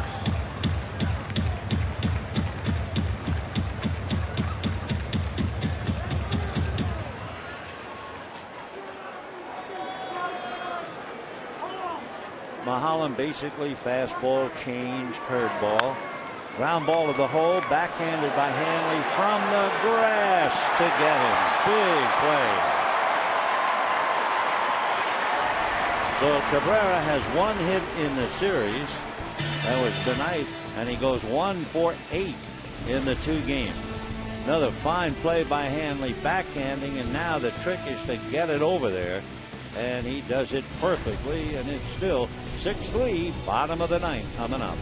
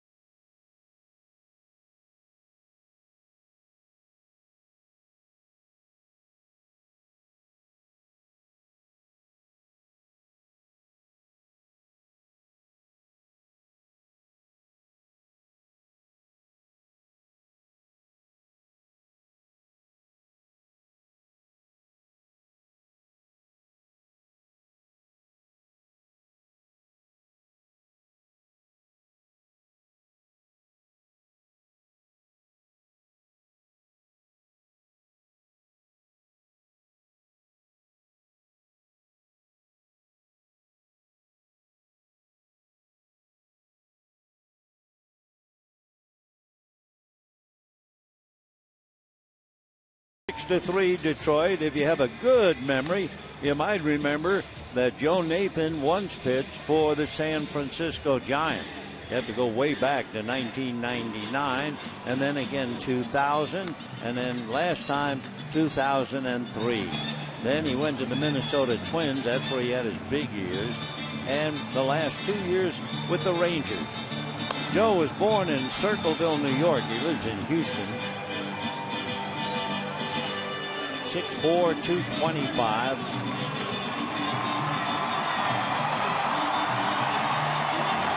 Joe will be 40 years old in November, so Jamie Wright and Joe Nathan have a lot in common.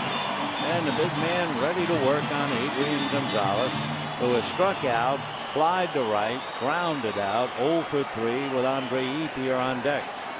Gonzalez 1 for 4 last night, so 1 for 7 in the series. His only hit was his first at bat last night. Right, 0-1. Adrian hitting 171 and has not done well against Nathan in the past.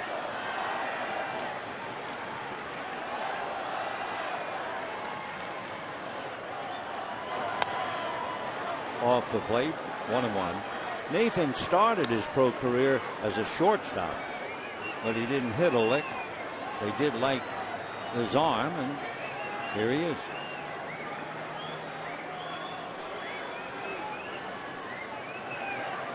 And a high fly ball to deep center. Back goes Jackson. This one is gone. And the Tiger lead is 6-4.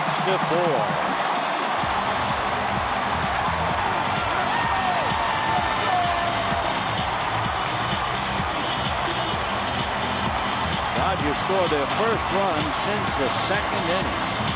A 90-mile-an-hour fastball hit into the center field seats. And the batter now will be Andre Ethier. Take another look. He just lifted that thing and hit it out.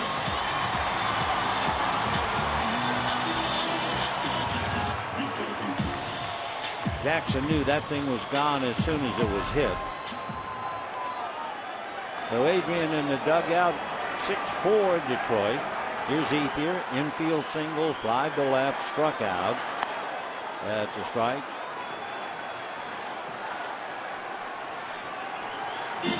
So Gonzalez gets one. Dodgers still down by 2.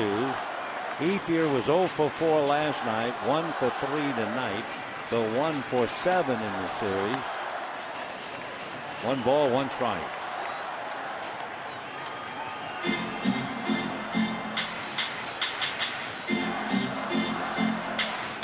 Joe Nathan with the Rangers last year had an earned run average of 1.3. And the opposition batting average against him was 1.62. 2-1 to Adrian.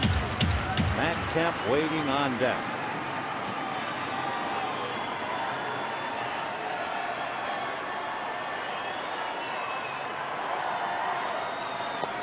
And ball 3. So Martinez going out to talk to Joe.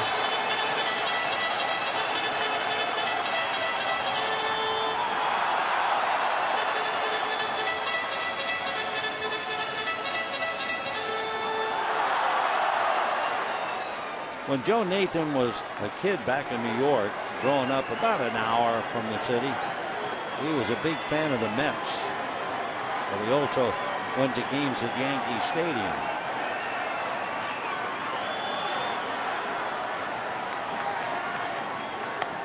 And ball 4. When Nathan comes in, gives up a home run and a walk, and all of a sudden, Brad Ausmus and the Tigers worrying because Matt Kemp, representing the tying run, is given up. And Matt is really hungry. 0 for 3, 3 strikeouts, and Jeff Jones going to the mound to talk to Nathan.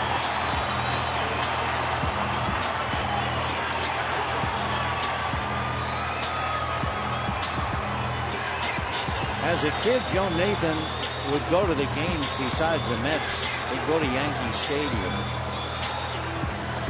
And 20 years after he first saw a big league game, he was invited to participate in the final All-Star game in July of 2008, before the stadium forever closed its doors. And Joe, who respects and loves the game, saying how impressed he was to have that honor to be there for the last one. So he's been around a long time. He's had a lot of honors, and now here he is in a little trouble, and Brad Ausmus watching him try to think his way out of it.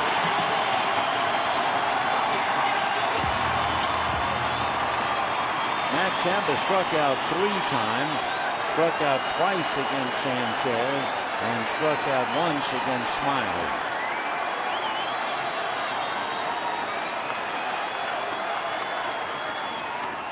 And a strike, 0-1.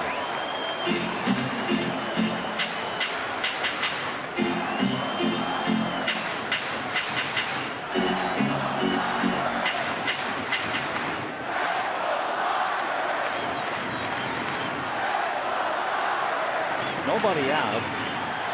Kemp, the tying run at the plate. A block by Martinez, who has certainly worked hard tonight behind the plate. 1 ball and 1 strike.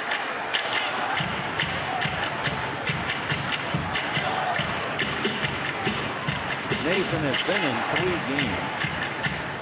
Worked 2 2/3 innings. His ERA about almost 7. 1 ball and 1 strike.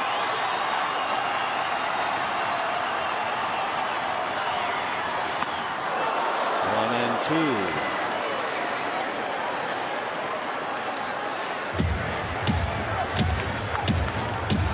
On deck, Juan Uribe. Uribe is 2 for 3.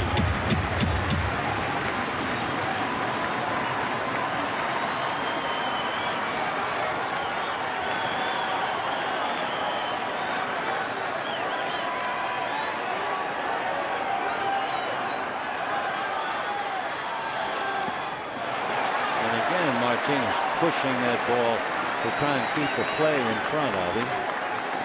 2 balls, 2 strikes, nobody out. 6-4 Detroit.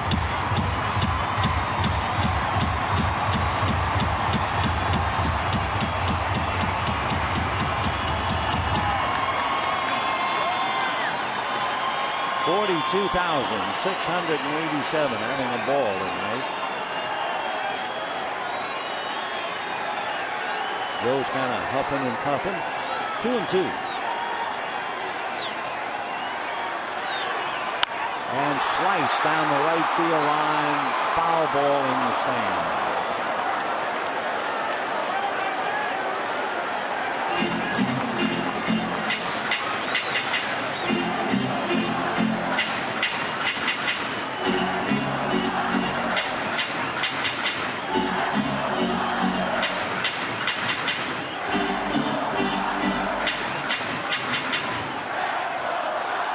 Ethier held on by Cabrera. And Kemp battling Nathan. 2 balls and 2 strikes.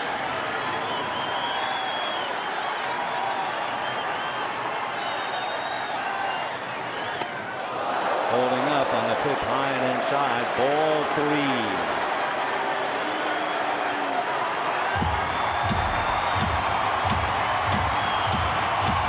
Just did check on that one. That was almost in the area when he hit a home run to right center field against the Giants. That one might have been out a little bit, but almost in that area. 3 and 2.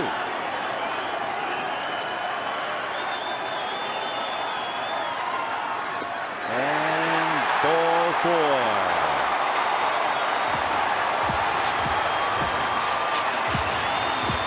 So a home run followed by 2 walks, and the Dodgers take 1 look at this game down by 2. For Matt Kemp, that was a 7-pitch at bat. Puig is going to come out. He would hit for Federovic. So the tying runs are out there, and here's Uribe. Single came around to get squeezed in by Josh Beckett. Last time up, single left. So Uribe is 2 for 3. The Dodgers have the tying runs aboard. Nobody out. And Martinez out there to counsel Nathan. Meanwhile, Lamont on the right, Ausmus in the middle, Jones on the left. The brain trust for Detroit. Well, considering the fact he's been a pro since 1997, Gonzalez home run didn't bother him. The walks to Ethier and Kemp have to bother him. And now Uribe.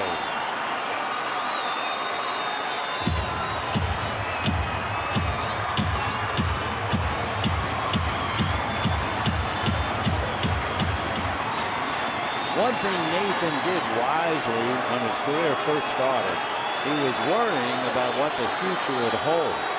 So he took time off and got a bachelor's degree in business administration. And that's going to be flared into right center. It's going to fall. The Dodgers going 90 feet at a time, and the bases are loaded with nobody out.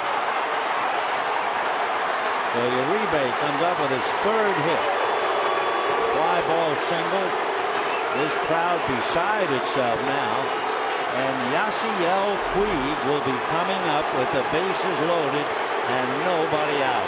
in no man's land out there.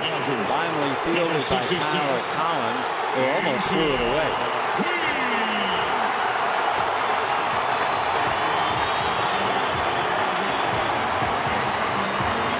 So here comes Puig batting for Federovic.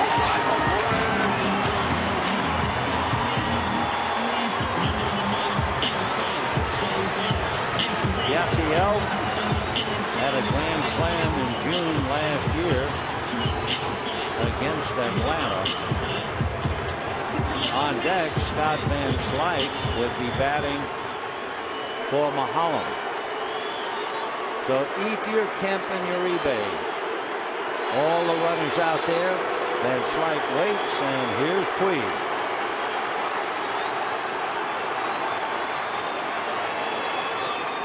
Breaking ball strike. Yasiel giving a little bit on that.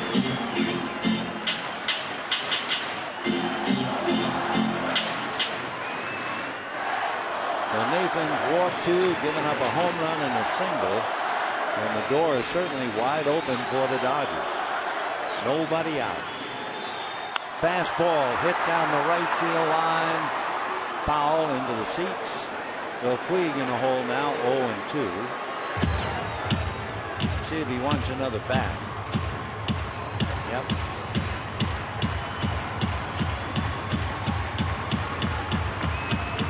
So Nathan gets right out in front. Jumps ahead 0-2 to Puig.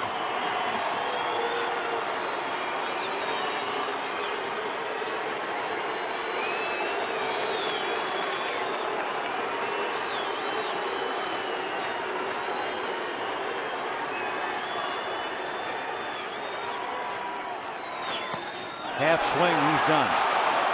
Strike 3. So Puig, down he goes. Bases remain loaded with 1 out. Take another look. Tried to hold up, but I think he would have been called out for strike 3 anyway by Eric Cooper, even though the pitch wound up low and it got to the catcher. Batting for the Dodgers, number 33. Scott. So 1 out. That takes a little pressure off Joe Nathan. Now Scott Van Slyke hitting for Mahalan. 3 for 7 this young year.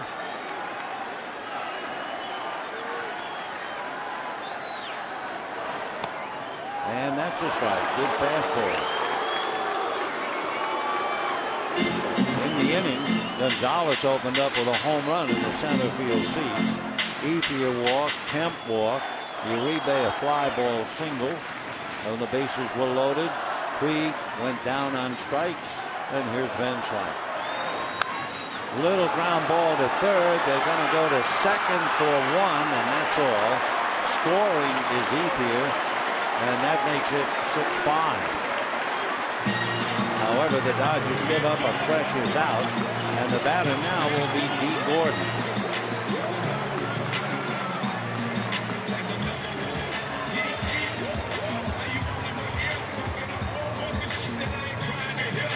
So for the Dodgers, the tying run is 90 feet away.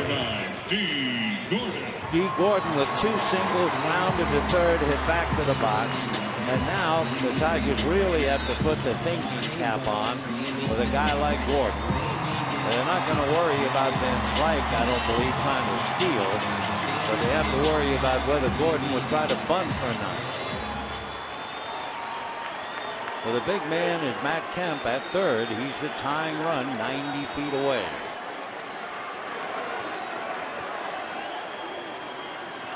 Castellanos in on the grass to defend. Outfield shallow, especially Davis in left field. That's a strike.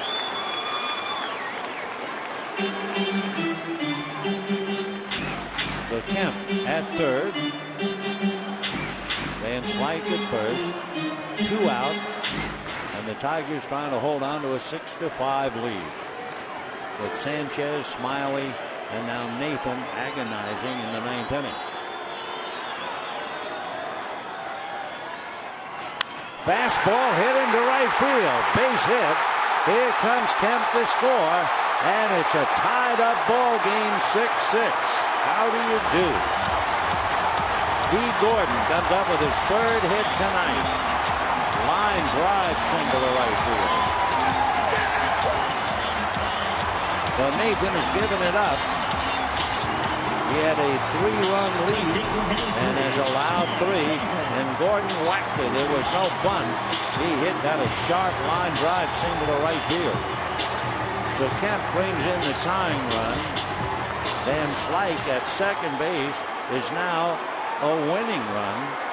And the batter is Carl Crawford, who had the walk-off double last night. We'll see if he can have a walk-off shot tonight.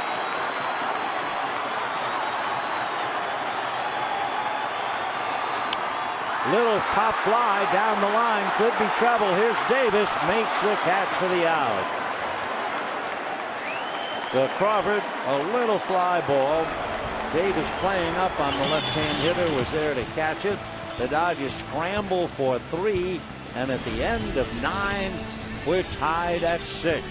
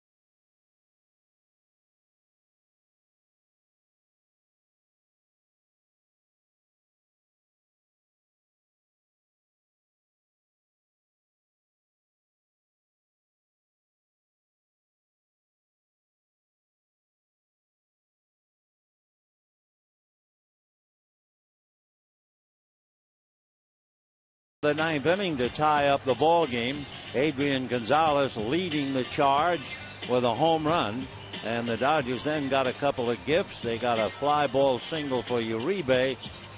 Puig strikes out. Van Slyke hits into a force play, and then Dee Gordon, a line drive single to right to drive in the tying run. So Gordon with 3 hits tonight. Van Slyke batting 9th, stays in the game in left field. Kenley Jansen, along with the new catcher, Drew Butera, since they both come in at the same time. And looking at the lineup, you'd assume that Jansen would go in Crawford's spot, and the catcher, Butera, would go in Fedorovic's spot. Kenley Jansen came in last night, and it was quite a dramatic moment facing Miguel Cabrera. And in that sequence, his slowest pitch was 98. He had several 98, several 99 to strike out Cabrera. And that might have actually taken a little something out of him, because he then gave up a single to Victor Martinez, and that drove in Kinsler in the 9th inning to tie up the game. So here in the 10th inning, Victor Martinez followed by Austin Jackson and then Nick Castellanos. So the man who challenged him and had the big base hit last night, his first man Jansen looks at tonight. Martinez had a scoring fly ball in the first inning, single to left, single to right, and was walked intentionally. So 2 for 3, and he's really had to work behind the plate tonight. Talking about having to work, Joe Nathan made 24 pitches in the 9th inning.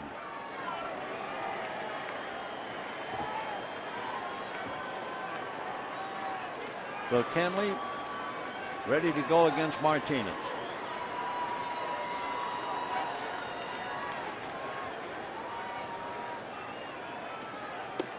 And ball one.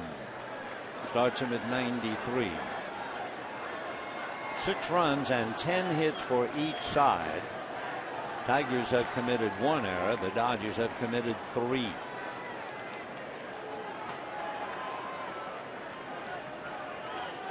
One ball and no strikes. That's in there. Dodgers put up the shift. More of a diamond setup. D. Gordon, good 20 feet out in right field. Gonzalez deep, protecting against a double down the line. Hanley Ramirez all alone on the shortstop side. And even Uribe on the second base side of the bag is out on the grass. Fouled away. 1-2 to Victor.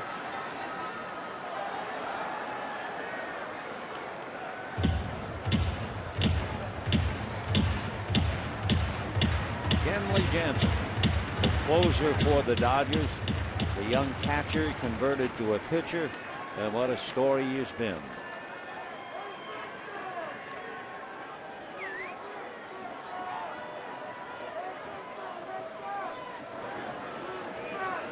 One and two. Little roller foul, so it's still 1-2. Henley got that one up to 96, so he still has not uncorked any of the pitches that he threw against Miguel Cabrera. I think he was just so pumped to face Cabrera that psychologically he had a little bit of a letdown against Martinez. 1-2. But that was last night. And here we are tied up.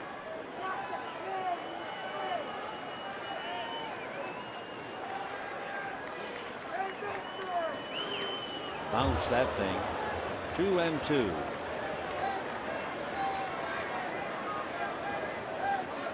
Dodgers have Van Slyke, Kemp, and Ethier. And the infield, Gonzalez, Gordon, Ramirez, Uribe. Behind the plate, Gutierrez finishing up for Fedorova. It's been Beckett, League, Wright, Rodriguez, Mahalam, and now Jansen.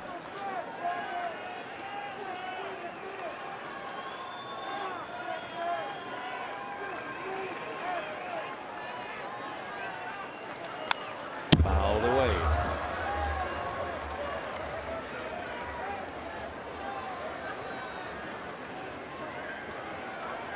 Waiting, hitting behind Martinez, Austin Jackson. He has a double tonight plus a scoring fly ball. And then, of course, Castellanos with the big hit, the 3-run home run back in the 3rd inning.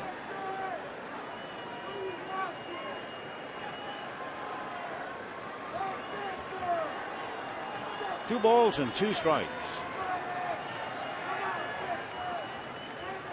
Fastball and a high fly ball into deep right field. Ethiers watching it go into the seats. The Kenley Jansen 96-mile-an-hour fastball. Martinez hits it out, and it's 7-6 in favor of Detroit. So Martinez had a huge single against Jansen last night. And now he hits it out, his 2nd home run of the year. And the Tigers again lead 7-6. Fastball, and he just hit it. Came in at 96 and went out into the seats. So 2 home runs by the Tigers, the big one by Castellanos, and now this one by Martinez to break the tie.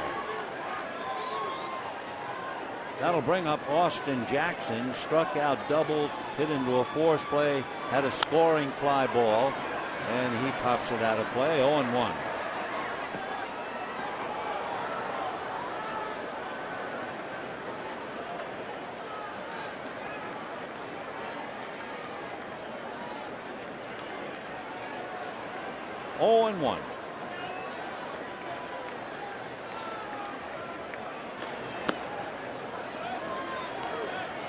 So after a 96-mile-an-hour fastball is hit for a home run, Jansen comes back 84 against Jackson.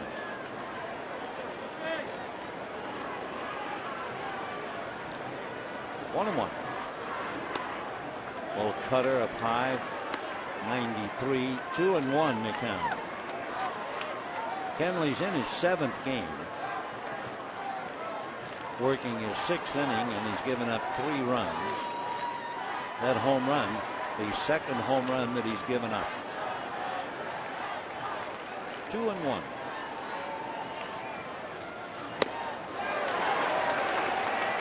Two and 2 on a 92-mile-an-hour fastball.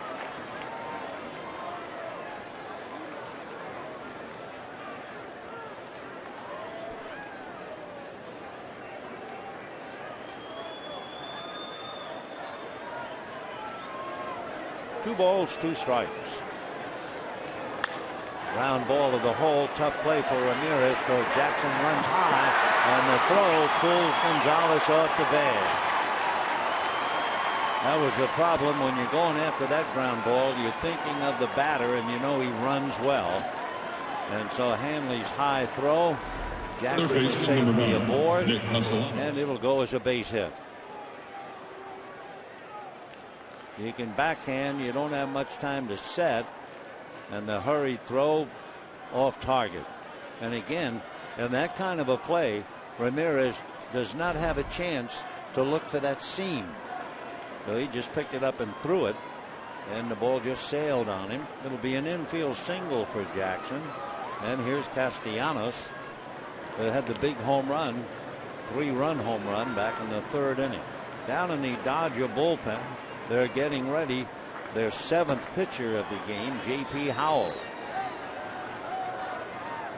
Beckett, League, Wright, Rodriguez, Mahalam, and Jansen. And he has to worry about Jackson on a high fly ball to Ethier in right field. So Castellanos flies to right, 1 down.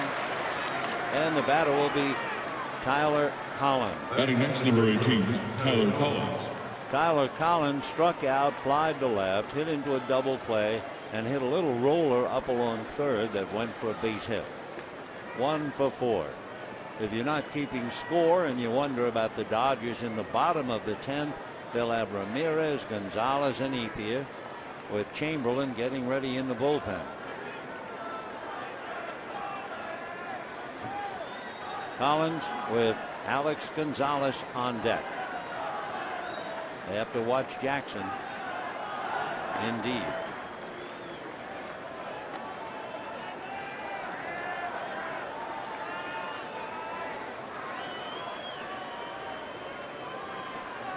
Austin Jackson with 1 stolen base. But he certainly looks like he's thinking about running.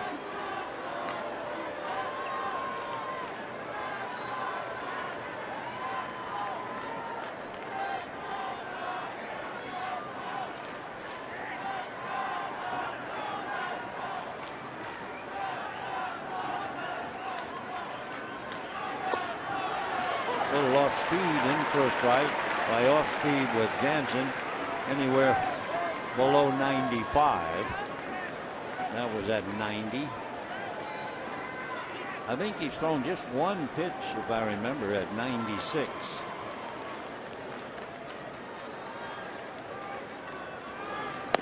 And another strike.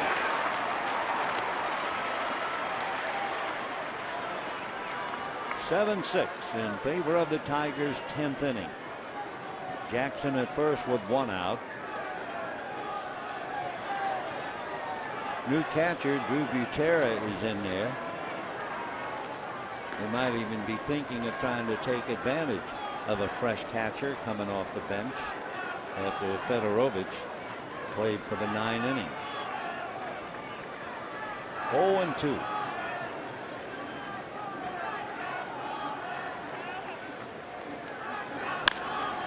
Base hit into left field. But Jansen has given up 3 hits, a home run, and 2 singles. And the batter will be Alex Gonzalez. Coming to the plate, shortstop Alex Gonzalez. So Tyler Collins comes up with his 2nd hit. Tigers have 7 runs on 13 hits. Dodgers 6 runs, 10 hits. And the shortstop, Alex Gonzalez, 0 for 4 coming up. reached on an error, grounded out, popped up, and hit into a double play. So Honeycutt on the phone to see whether J.P. Howell is close to being ready.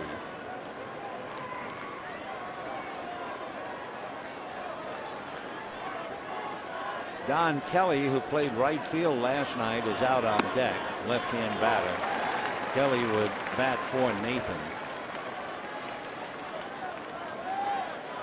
There he is.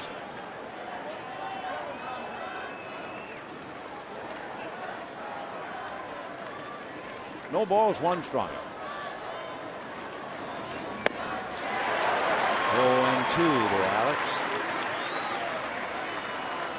Boy, there was a lot going on tonight.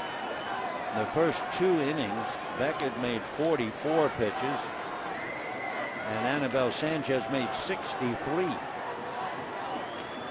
So the game coming up 4 hours old. 0-2. Fastball. Well, Gonzalez blown away. Jansen picking up a strikeout. 2 on, 2 out, and here is Don Kelly. He'll be hitting for Joe Nathan. Your attention, please. Pinch hitting, number 32, Don Kelly. Don Kelly, a Pennsylvania boy, left-hand batter, and let's see now. Will Mattingly bring in J.P. Howell? So Kenley goes out. Howell is coming in to face the left-hander, and we'll be back.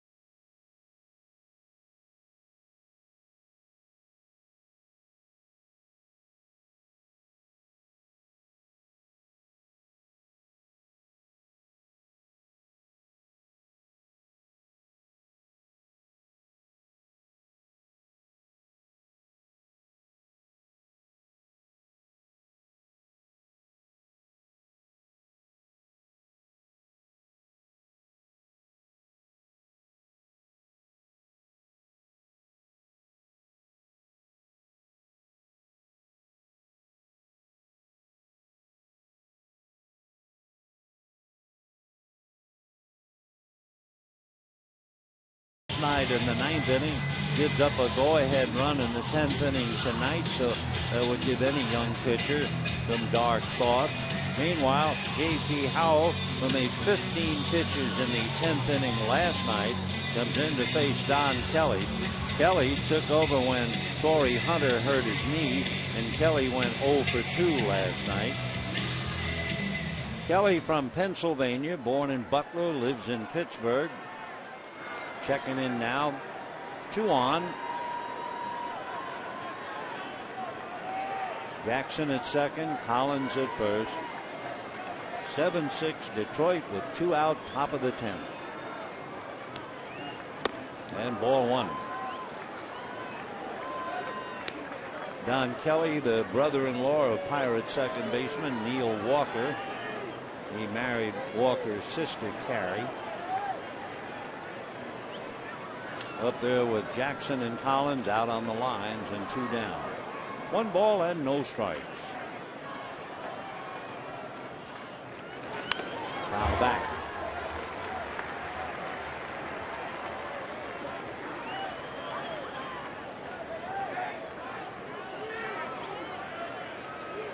Kenley could no doubt use an encouraging word right about now, and I'm sure he'll get it. They all go through it. 1-1.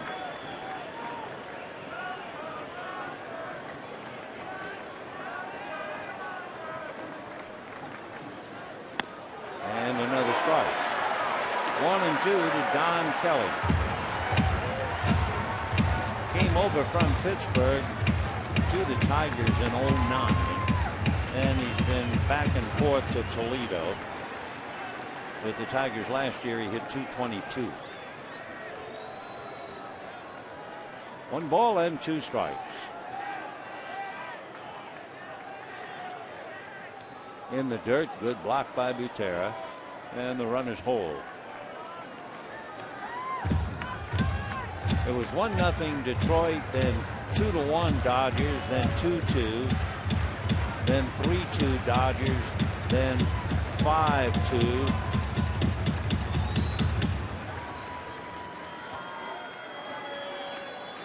Big home run by Castellanos turned things around, and the Dodgers battled back and tied it up in the 9th inning.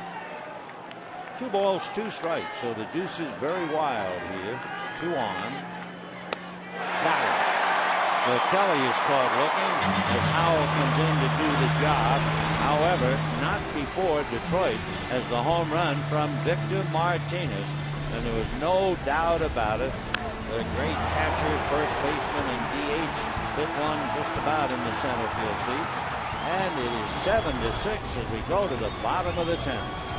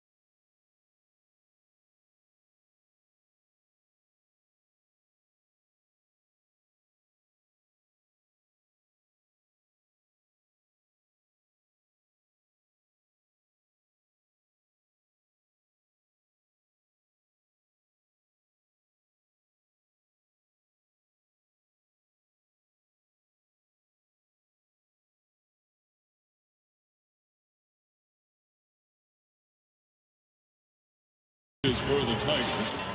Couple of changes for Detroit, leading 7-6. Victor Martinez comes from behind the plate where he really had to work hard. He'll take over at first base after hitting the game-breaking home run. Miguel Cabrera, who is playing first, will move over to third. Alex Avila will take over behind the plate. And on the mound, Jabba Chamberlain trying to wrap it up. Leading off the bottom of the 10th for the Dodgers, shortstop number 13, Henry. Dodgers will have their numbers 3, 4, and 5 hitters coming up against Chamberlain. Jabba last year, an ERA of almost 5, which was uncomfortable for him. He had a record of 2-1. Last night, Chamberlain in the 9th inning struck out the side, striking out Kemp, Uribe, and Fedorovich. He made 22 pitches, and we'll see exactly what he does in the 10th inning tonight. Hanley's visiting with Alex Avila. Avila, his father is the assistant general manager. That would be Al Avila. And his grandfather, Ralph Avila, for many years was very valuable in the Dodger organization and ran the Dodger camp in the Dominican Republic. Avila's godfather is Tommy Lasorda. So here we go with all these changes. And we'll see about Chamberlain versus Ramirez. Hanley is walked, struck out, grounded out, and fouled out. Fastball, and a good one. He was late, 95 miles an hour. 0-1.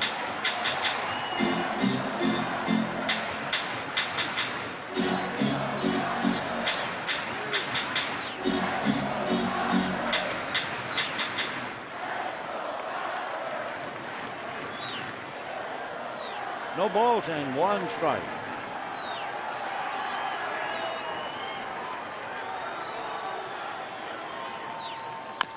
A little roller up along third. Chamberlain picks it up. Took him a long time. Safe at first.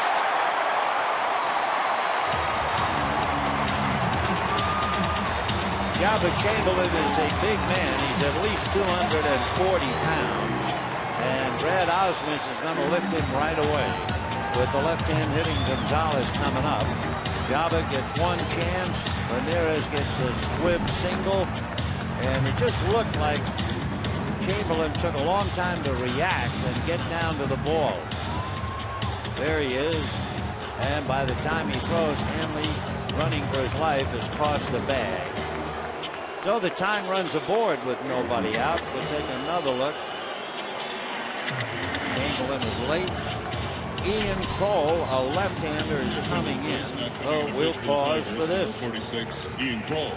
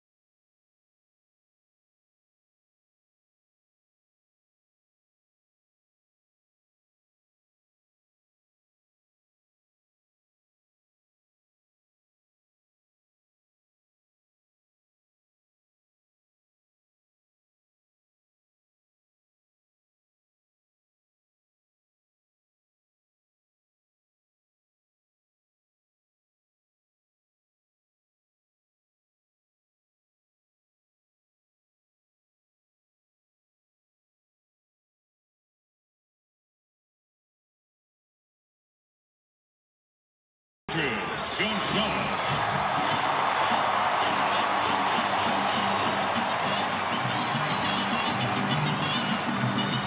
The left-hander Ian Cole out of Naperville, Illinois. Last year he was with the Nationals. Comes in with the tying run. Ramirez at first, nobody out. Gonzalez and Ethier, left-hand hitters back-to-back. And then you get to the right-hand hitting Kemp. Adrian homered, leading off the 9th inning. Dodgers went on to score 3 at the expense of Joe Nathan. So Gonzalez 1 for 4 tonight, 1 for 4 last night, 2 for 8 in the series. And Hanley Ramirez at first base.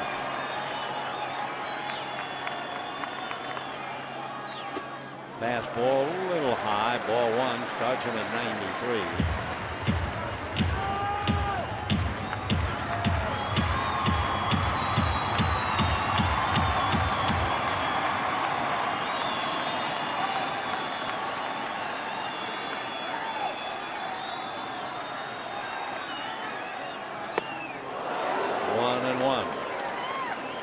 Against left-handers, Gonzalez in his career is hitting .278 with 57 home runs. Andre Ethier .235 with 22 home runs. Ian Cole with the Nationals, his ERA was about 4. Breaking ball, yes, Nick. Adrian just did hold up. 2-1. Ethier waits and then knocks out.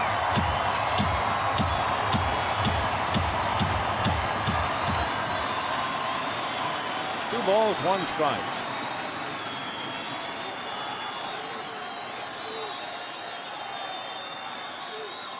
And fastball on the corner. 2-2. Good pitch. Kroll grew up a Cubs fan, spent a lot of time at Wrigley Field. Take a look at that. Just ran it across. So 2-2 to count.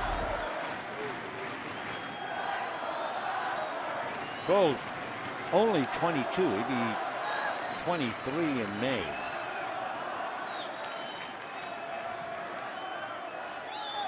Breaking ball got him. So Gonzalez strikes out.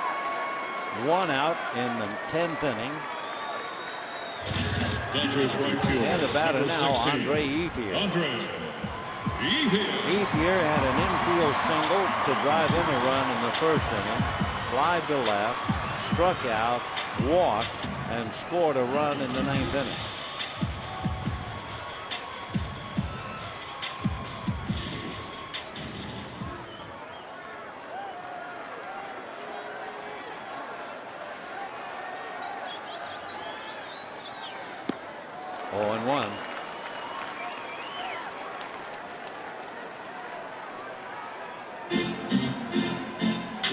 To repeat, a career .235 batting average against left-hand pitching with 22 home runs against lefties.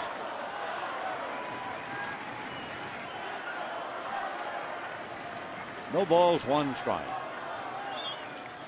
And another one. 0-2.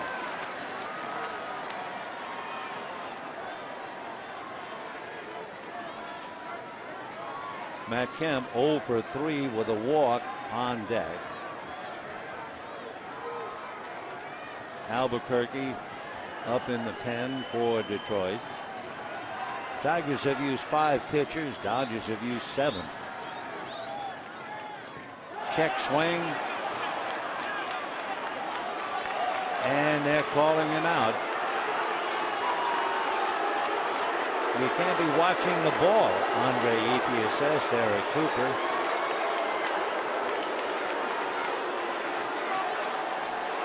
So on a check swing like that, didn't break the wrist, but Eric Cooper says strike 3, and that's all that counts. So Gonzalez strikes out, Ethier strikes out, and certainly a good job turned in by Kroll. After Chamberlain gave up the squib single. So with Albuquerque coming in, we'll pause for this.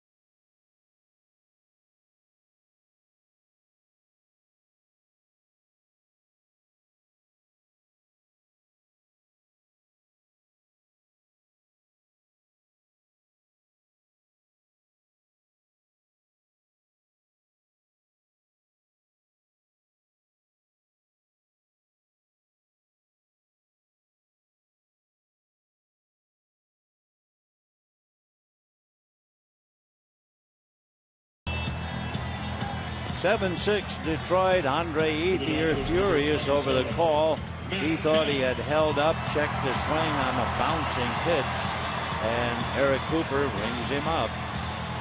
Ethier's only remark, you couldn't have been watching the ball. Well, he must have been watching Andre's bat and called it a strike. So Al Albuquerque from the Dominican Republic, who has certainly had his own problems with his arm, facing Matt Kemp. 2 out, 10th inning, 7-6 Detroit. They load up the left side. Back in 2005, Albuquerque had Tommy John surgery. He had a shoulder operation in 08. He was out on the DL for 2 months in 2010. He had a concussion in 11, hit in the head by a line drive.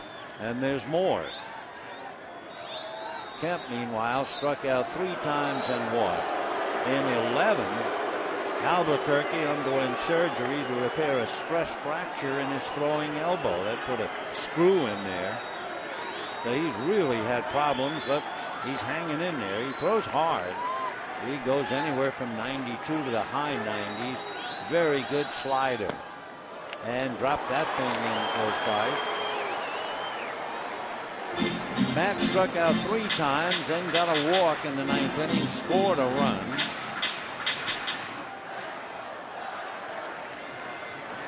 Oh, and 1. Albuquerque, 28 years old. Drops that in nicely. 0 and 2. An even 6, about 190. Originally signed by the Cubs. So the Dodgers down to their last strike. Ramirez, the tying run at first base.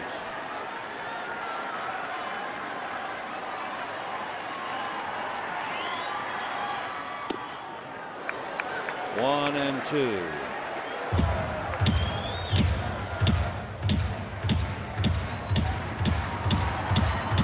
Waiting on deck, Juan Uribe, who has had 3 singles tonight.